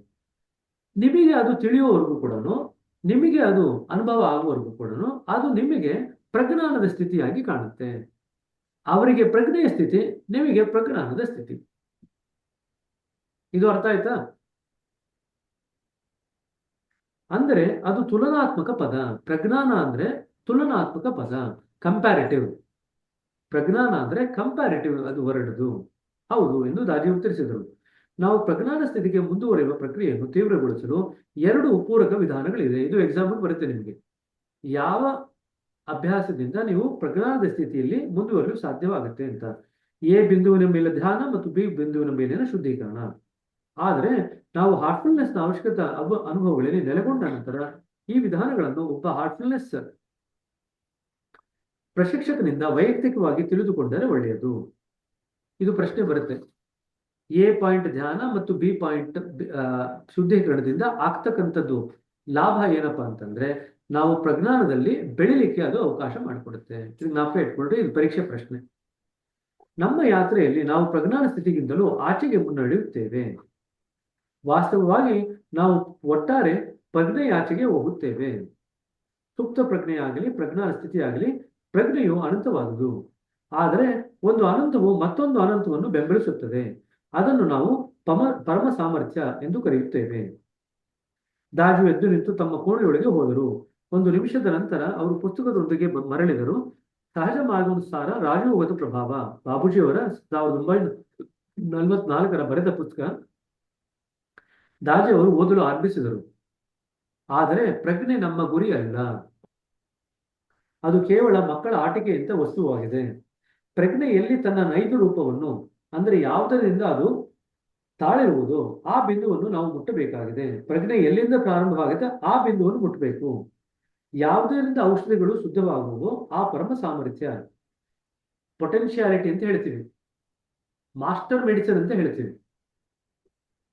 ಮೂಲ ದ್ರವ್ಯಾರ್ಕ ಅಂತ ನಾವು ಓದಿದ್ವಿ. ನಾವು ಕಂಪ್ಲೀಟ್ ವರ್ಕ್ಸ್ ಓದ್ಬೇಕಾದ್ರೆ ಮೂಲ ದ್ರವ್ಯಾರ್ಕ ಯಾವುದರಿಂದ ಬೇರೆ ಔಷಧಿಗಳೆಲ್ಲ ತಯಾರು ಮಾಡ್ತಾರೋ ಆ ಮೂಲ ದ್ರವ್ಯದ ಕಡೆ ನಾವು ಹೋಗ್ಬೇಕು. ನಾವು ಶೋಧಿಸಬೇಕಾಗಿದೆ. ಪ್ರಜ್ಞೆಯನ್ನು ಸೃಷ್ಟಿಸುವ ಶಕ್ತಿಯನ್ನು ನಾವು ಶೋಧಿಸುತ್ತಿದ್ದೇವೆ. ಪ್ರಜ್ಞೆಯನ್ನು ಸೃಷ್ಟಿ ಮಾಡ್ತಕ್ಕಂಥ ಶಕ್ತಿಯನ್ನು ನಾವು ಶೋಧನೆ ಮಾಡ್ತಾ ಇದ್ದೀವಿ. ಅದೂ ಇಲ್ಲದಂತಾದಾಗ ನಾವು ಶುದ್ಧ ಸರಳ ಸತ್ಯದ ದಂಡೆಗೆ ಬಂದಿರುವುದು. ಈ ತತ್ವವು ಶಬ್ದಗಳಿಂದ ವರ್ಣಿಸಲು ಬಾರದಷ್ಟು ಸೂಕ್ಷ್ಮವಾಗಿದೆ. ಪ್ರಜ್ಞೆಯನ್ನು ಹುಡ್ಕೊಂಡು ಹೋಗ್ತೀವಿ. ಪ್ರಜ್ಞೆ ಎಲ್ಲಿಂದ ಉದ್ಭವ ಆಗ್ತಿದೆ ಆ ಬಿಂದುವನ್ನು ನಾವು ಹಿಡ್ಕೊಳ್ತೀವಿ. ಆ ಬಿಂದುವನ್ನು ದಾಟಿ ಹೋದಾಗ ನಾವು ಶುದ್ಧ ಸತ್ಯದ ದಂಡೆಗೆ ಬಂದಿರ್ತೀವಿ. ಆಗ ನಾವು ಸತ್ಯದ ನಿಜವಾದ ಸತ್ಯ ವಸ್ತುವಿನ ದಂಡೆಗೆ ಬಂದಿರ್ತೀವಿ. ಅಲ್ಲಿವರೆಗೂ ಕೂಡ ಪ್ರಜ್ಞೆನ ನಾವು ದಾಟುವವರೆಗೂ ಕೂಡ ನಿಜವಾದಂತ ಸತ್ಯ ವಸ್ತುವಿನ ದಂಡೆಗೆ ನಾವಿನ್ನೂ ಬಂದಿಲ್ಲ. ದಾಜಿ ಪುಸ್ತಕವನ್ನು ಮುಚ್ಚಿದರು. ಪರಮ ಸತ್ಯವು ಈ ಪರಮ ಸಾಮರ್ಥ್ಯವನ್ನು ಬೆಂಬಲಿಸುವ ಮತ್ತೊಂದು ಅನಂತ. ಅಂದ್ರೆ ಏನ್ ಮಾಡ್ಕೊಳ್ರಿ, ಪರಮ ಸತ್ಯವು ಈ ಪರಮ ಸಾಮರ್ಥ್ಯವನ್ನು ಬೆಂಬಲಿಸುವ ಮತ್ತೊಂದು ಅನಂತ. ಒಂದು ಅನಂತಕ್ಕೆ ಮತ್ತೊಂದು ಅನಂತ ಸಪೋರ್ಟ್ ಆಗಿದೆ ಅಂತ ಹೇಳ್ತಾ ಹೋಗ್ತಿದ್ದಾರೆ. ಅವರೆಂದರು, ನಮ್ಮ ಪ್ರಗತಿಯು ವಿಶಾಲ ವ್ಯಾಪ್ತಿಯಲ್ಲಿ ಅನಂತ ಸೂಕ್ಷ್ಮದ ಕಡೆಗೆ ಚಲಿಸುತ್ತದೆ. ನಾವು ಪ್ರಜ್ಞೆಯೊಂದಿಗೆ ಆರಂಭಿಸಿ ಅದರ ಪರಮ ಸಾಮರ್ಥ್ಯದೆಡೆಗೆ ನಡೆದು ಕೊನೆಯಲ್ಲಿ ಪರಮ ಸತ್ಯದೊಳಗೆ ಪ್ರವೇಶಿಸುತ್ತೇವೆ ಮತ್ತು ಅದರ ಆಚೆಗೂ ಹೋಗಬೇಕು. ನಾವು ಪ್ರಜ್ಞೆಯಿಂದ ಶುರು ಮಾಡ್ತೀವಿ. ಪ್ರಜ್ಞೆಯಿಂದ ಅದರ ಪರಮ ಸಾಮರ್ಥ್ಯದ ಕಡೆಗೆ ಹೋಗ್ತೀವಿ. ಪರಮ ಸಾಮರ್ಥ್ಯದಿಂದ ಸತ್ಯದ ಕಡೆಗೆ ಹೋಗ್ತೀವಿ. ತದನಂತರ ಸತ್ಯವನ್ನು ದಾಟಿ ಹೋಗ್ಬೇಕು. ಇದು ನಮ್ಮ ಪ್ರಯಾಣ. ಸರಿ, ಎಷ್ಟು ಕಾಲ ಧ್ಯಾನ ಮಾಡಬೇಕು? ಇವತ್ತು ಏನ್ ಮಾತಾಡಿದ್ವಲ್ಲ, ಒಂದ್ ನಿಮಿಷ. ಇದುವರೆಗೂ ನಾವೇನ್ ಮಾತಾಡಿದ್ವಲ್ಲ, ಇವತ್ತು ಸ್ವಲ್ಪ ಅತ್ಯಂತ ಸೂಕ್ಷ್ಮವಾದಂತ ವಿಚಾರಗಳ ಬಗ್ಗೆ ಮಾತಾಡಿದ್ವಿ. ಪ್ರಜ್ಞೆ, ಸುಪ್ತ ಪ್ರಜ್ಞೆ ಮತ್ತು ಪ್ರಜ್ಞಾನ. ದಯವಿಟ್ಟು ಇವತ್ತೇನ್ ಮಾತಾಡಿದೀವಿ, ನಾವು ಏನೆಲ್ಲ ಉದಾಹರಣೆಗಳನ್ನ ತಗೊಂಡ್ವಿ, ಬೇರೆ ಉದಾಹರಣೆಗಳಿಗೆ ನೇರವಾಗಿ ನಾಗಾಲೋಟ ಮಾಡದಿರ ಇವತ್ತು ತಗೊಂಡಿರ್ತಕ್ಕಂಥ ಉದಾಹರಣೆಗಳನ್ನೇ ಮತ್ತೊಮ್ಮೆ ಮನಸ್ಸಿನಲ್ಲಿ ಹೃದಯದಲ್ಲಿ ಮೆಲುಕು ಹಾಕಿ ಅವಲೋಕನ ಮಾಡಿಕೊಂಡ್ರೆ ನಿಮಗೆ ಪ್ರಜ್ಞೆ ಮತ್ತೆ ಅರಿವು ಮತ್ತೆ ಪ್ರಜ್ಞಾ ಮತ್ತೆ ಸುಪ್ತ ಪ್ರಜ್ಞಾನ, ಪ್ರಜ್ಞೆಯ ವಿಸ್ತಾರ ಇವೆಲ್ಲದರ ಬಗ್ಗೆ ಒಂದಿಷ್ಟು ಸ್ಪಷ್ಟತೆ ಮೂಡುತ್ತೆ. ದಯವಿಟ್ಟು ಇದನ್ನು ಮಾಡ್ಕೊಳ್ರಿ. ಹೇಳ್ರಿ ಸಿಸ್ಟರ್. ಪರಮ ಸಾಮರ್ಥ್ಯ ಅಂದ್ರೆ ಅದು ಎಲ್ಲಿ ಸಿಗುತ್ತೆ ಅಂತ? ಪರಮ ಸಾಮರ್ಥ್ಯ ಅಂತಂದ್ರೆ ಪೊಟೆನ್ಶಿಯಾಲಿಟಿ ಆಫ್ ಕಾನ್ಶಿಯಸ್ನೆಸ್. ಯಾವುದರಿಂದ ಕಾನ್ಶಿಯಸ್ನೆಸ್ ಬರ್ಲಿಕ್ಕೆ ಸಾಧ್ಯ ಇದೆಯೋ ಅದನ್ನು ನಾವು ಕಾನ್ಶಿಯಸ್ನೆಸ್ ನ ಬೀಜ ರೂಪ ಅಥವಾ ಪೊಟೆನ್ಶಿಯಾಲಿಟಿ ಅಂತ ಕರಿತೀವಿ. ಪ್ರಜ್ಞೆಯ ಬೀಜ ರೂಪ, ಸಾಮರ್ಥ್ಯ ಅಂದ್ರೆ ಪೊಟೆನ್ಶಿಯಾಲಿಟಿ. ಸರಿನಾ? ಎಷ್ಟು ಕಾಲ ಧ್ಯಾನ ಮಾಡಬೇಕು? ನಾನು ಪುರ್ತೂರ್ ಪ್ರಾರಂಭಿಸಿದಾಗ ಒಂದು ಬಾರಿಗೆ ಕರಾರುವಕ್ಕಾಗಿ 20 ನಿಮಿಷಗಳ ಕಾಲ ಧ್ಯಾನ ಮಾಡುತ್ತಿದ್ದೆ. ಅಲಾರ್ಮ್ ಇಟ್ಟುಕೊಂಡು ಅದು ಹೊಡೆಯುವವರೆಗೂ ಕಣ್ಣು ಮುಚ್ಚಿಕೊಳ್ಳುತ್ತಿದ್ದೆ. ಪ್ರಾಯಶಃ ಇದನ್ನು ನಾನು ಧ್ಯಾನದ ತರಗತಿಯಲ್ಲಿ ಕಲಿಯುತ್ತಿರಬಹುದು. ಅಲ್ಲಿ ಶಿಕ್ಷಕರು ಧ್ಯಾನ ಮುಗಿದೊಡನೆ ಗಂಟೆ ಬಾರಿಸುತ್ತಿದ್ದರು. ನಾನು ಹೃತ್ಪೂರ್ವಕತೆಯ ಅಭ್ಯಾಸ ಮಾಡಲು ಪ್ರಾರಂಭಿಸಿದಾಗ 20 ನಿಮಿಷಗಳ ಕಾಲ ಆರಾಮಿಡುವ ಅಭ್ಯಾಸವನ್ನು ಮುಂದುವರೆಸಿದೆ. ಆದರೆ ಆ ಕರೆಯಿಂದ ನನ್ನ ಶಾಂತಿ ಭಂಗವಾಗತೊಡಗಿತು. ಏಕೆಂದರೆ ನಾನಿನ್ನೂ ಧ್ಯಾನದಲ್ಲಿ ಮುಳುಗಿರುವಾಗಲೇ ಅದು ಹೊಳೆದುಕೊಳ್ಳುತ್ತಿತ್ತು. ಹಾಗಾಗಿ ನಾನು ಸಮಯವನ್ನು 1 ಗಂಟೆಗೆ ನಿಗದಿಗೊಳಿಸತೊಡಗಿದೆ. ಆದರೆ ಅಲಾರ್ಮ್ ಹೊಡೆದುಕೊಳ್ಳುವ 5 ನಿಮಿಷ ಮೊದಲೇ ನಾನು ಧ್ಯಾನದಿಂದ ಹೊರಬರುತ್ತಿದ್ದೆ ಎಂದು ತಿಳಿಯಿತು. ಅಲಾರ್ಮ್ ಈ ಪ್ರಕೃತಿಯಲ್ಲಿ ಅಡ್ಡಿಯಾಗಿದೆ ಎಂದು ಬಹುಬೇಗ ನನಗೆ ತಿಳಿದು ಅದನ್ನು ಮತ್ತೆಂದು ಉಪಯೋಗಿಸಲಿಲ್ಲ. ಮೊದಲು ಅದು ನಮ್ಗೆ ಸಪೋರ್ಟ್ ಮಾಡುತ್ತೆ ಅಲಾರ್ಮ್, ಕಾಲಕ್ರಮೇಣದಲ್ಲಿ ಅದು ನಮಗೆ ಅಡ್ಡಿ ಆಗುತ್ತೆ. ಧ್ಯಾನದ ಸ್ಥಿತಿಯಲ್ಲಿ ನಾವು ಅದು ಅಡ್ಡಿ ಆಗ್ಲಿಕ್ಕೆ ಶುರು ಆದಾಗ ಅದರ ಉಪಯೋಗನ ನಾವು ನಿಲ್ಲಿಸ್ಬಿಡ್ತೀವಿ. ನನ್ನ ಪೂರ್ವ ಅನುಭವಗಳನ್ನು ದಾಜಿಯವರಿಗೆ ಹೇಳಿದಾಗ ಅವರೆಂದರು, ಹೌದು, ಮುಂಚಿತವಾಗಿ ಯಾವುದೇ ಸಮಯದ ಮಿತಿಯನ್ನು ನಿಗದಿಗೊಳಿಸುವುದು ಕೃತ್ರಿಮವಾಗುತ್ತದೆ. ವಾಸ್ತವದಲ್ಲಿ ಧ್ಯಾನದಲ್ಲಿ ನಾವು ಯಾವುದನ್ನೂ ಯೋಚಿಸಬಾರದು, ಯಾವುದೇ ಕರಾರುಗಳನ್ನು ಹಾಕಬಾರದು. ಮುಕ್ತವಾಗಿ ಆಶ್ಚರ್ಯ ಮತ್ತು ಅಜ್ಞಾನದ ಸ್ಥಿತಿಯಲ್ಲಿ ನಾವು ಮುಕ್ತರಾಗಿರಬೇಕು. ನಾನು ಬೇಗನೆ ಕೆಲಸಕ್ಕೆ ಹೋಗಬೇಕು, 15 ನಿಮಿಷಗಳಷ್ಟೇ ಧ್ಯಾನ ಮಾಡುತ್ತೇನೆ ಎಂದು ಕೆಲವೊಮ್ಮೆ ನಾವು ಯೋಚಿಸಬಹುದು. ದಾತನಿಗೆ ನಿಮ್ಮ ಸಮಯದ ಮಿತಿಯು ತಿಳಿದಿದೆ. ಅಂದ್ರೆ ಭಗವಂತನಿಗೆ ಗೊತ್ತಿದೆ ನಿಮ್ಗೆ ಎಷ್ಟು ಸಮಯ ಇದೆ ಅಂತ. ಪ್ರಾಯಶಃ ಆತನು ನಿಮ್ಮ ಧ್ಯಾನವನ್ನು 30 ಸೆಕೆಂಡುಗಳಲ್ಲಿಯೇ ಮುಗಿಸಬಹುದು. ಆದರೆ ನೀವು 15 ನಿಮಿಷಗಳಿಗಾಗಿ ಒತ್ತಾಯಿಸುತ್ತಿದ್ದೀರಿ. ಹಾಗೆ ನೋಡಿದರೆ ನಾನು ದಾತನಿಗಿಂತ ಹೆಚ್ಚು ಧಾರಣೆಯಾಗಿರುತ್ತಿದ್ದೇನೆ. ನಾನು ಹೇಳಿದೆ, ಆತನಿಗೆ 30 ಕ್ಷಣಗಳು ಸಾಕು, ನಾನು ಆತನಿಗೆ 15 ನಿಮಿಷಗಳನ್ನು ನೀಡುತ್ತಿದ್ದೇನೆ. ನಾವು ಉದಾರಿಯಾಗಿದ್ದೇನೆ ಅಂತ ಹೇಳ್ತಾ ಇದ್ದಾರೆ ಜಾರ್ಜ್ ಪೊಲಕ್. ಇರಬಹುದು, ರಾಜಿ ಹೇಳಿದರು. ಆದರೆ ಆ 15 ನಿಮಿಷಗಳಲ್ಲಿ ಏನಾಗಬಹುದು ಎಂದುಕೊಂಡಿದ್ದೀರಿ? ಅನಂತವಾದುದರ ಮೇಲೆ ಧ್ಯಾನ ಮಾಡುವುದರ ಬದಲು ನಾವು ಸಮಯ ಮತ್ತು ಅದರ ಮಿತಿಯ ಮೇಲೆ ಧ್ಯಾನ ಮಾಡುತ್ತೇವೆ. ಇನ್ನೂ ಕೆಲವು ನಿಮಿಷಗಳಲ್ಲಿ ನೀವು ಹೇಳಬೇಕೆಂದು ಅರಿವು ಸದಾ ಇರುತ್ತದೆ. ನೀವು ಧ್ಯಾನದ ಪ್ರಮಾಣದ ಮೇಲೆ ಗಮನವನ್ನು ಇಟ್ಟಿದ್ದರೆ ಗುಣಮಟ್ಟದ ಮೇಲಲ್ಲ.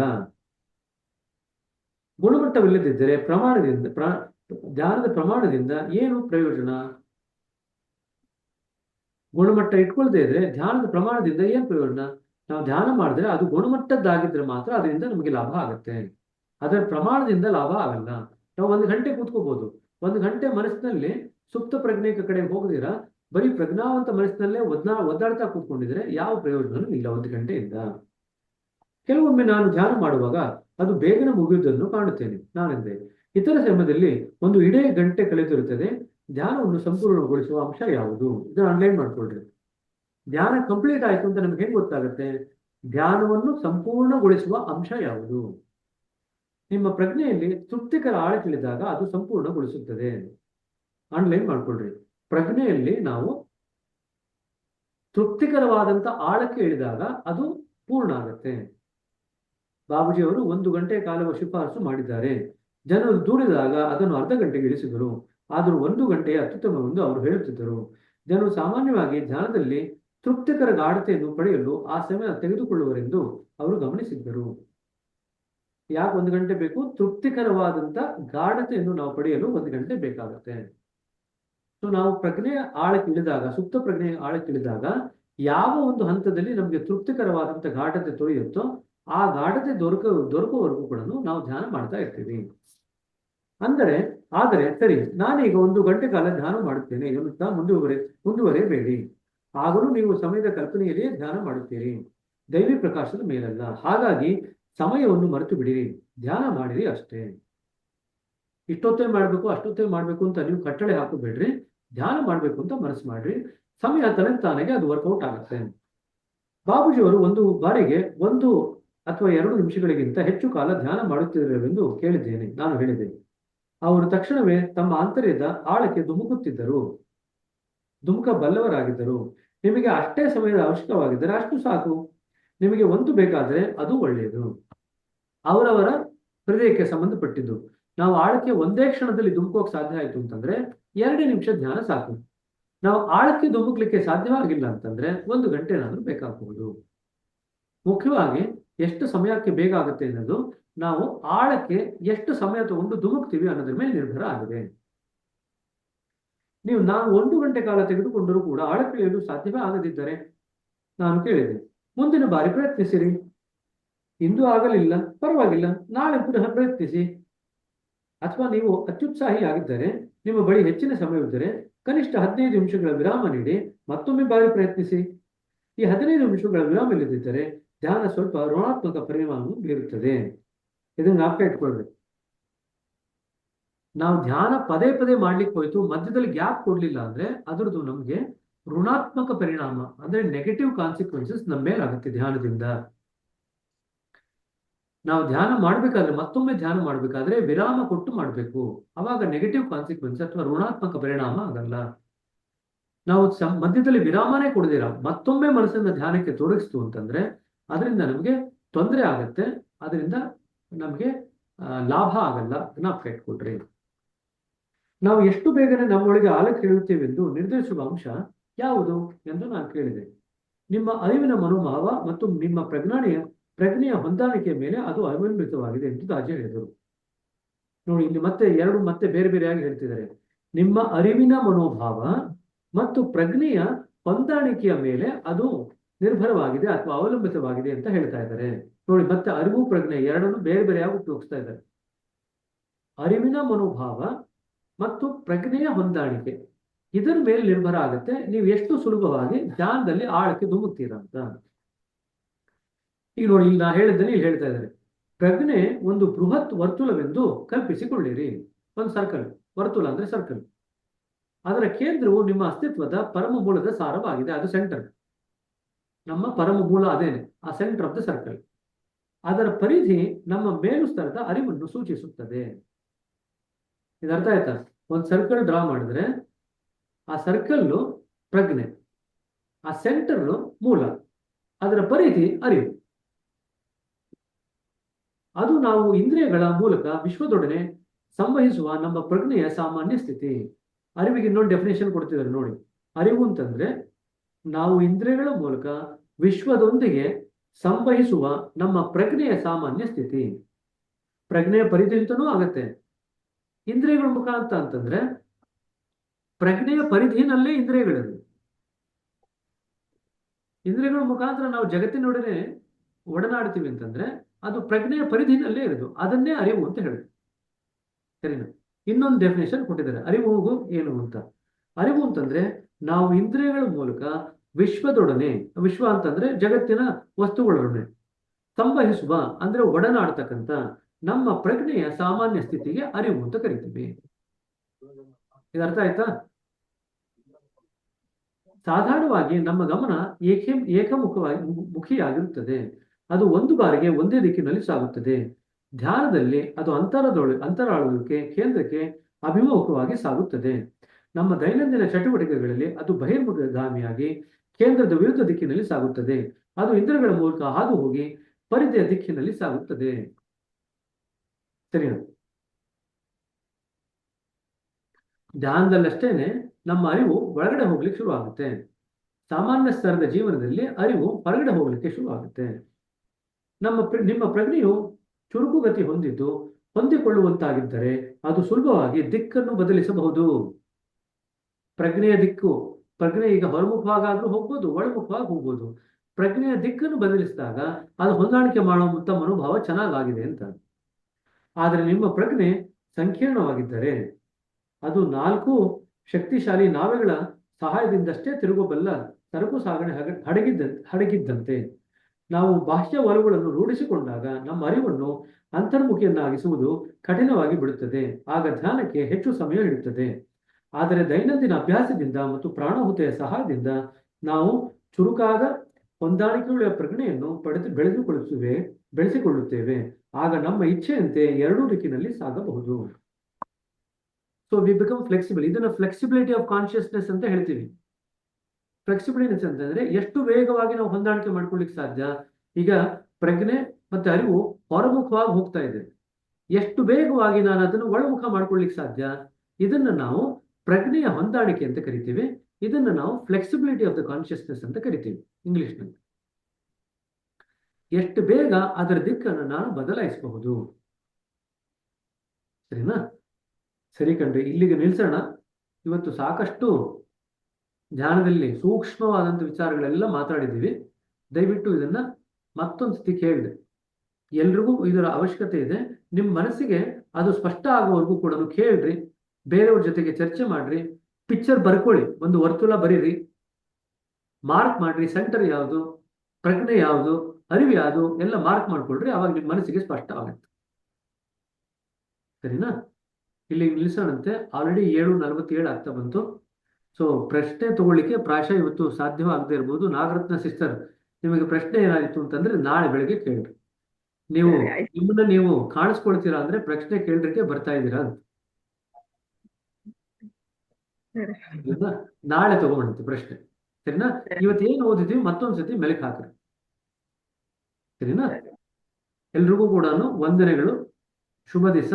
ಎಲ್ಲರೂ ಬಂದು ಭಾಗಿಯಾದಕ್ಕೆ ಧನ್ಯವಾದಗಳು. ಥ್ಯಾಂಕ್ಸ್. ಥ್ಯಾಂಕ್ಸ್ ಅಣ್ಣ. ನಮಸ್ತೆ. ಥ್ಯಾಂಕ್ಸ್.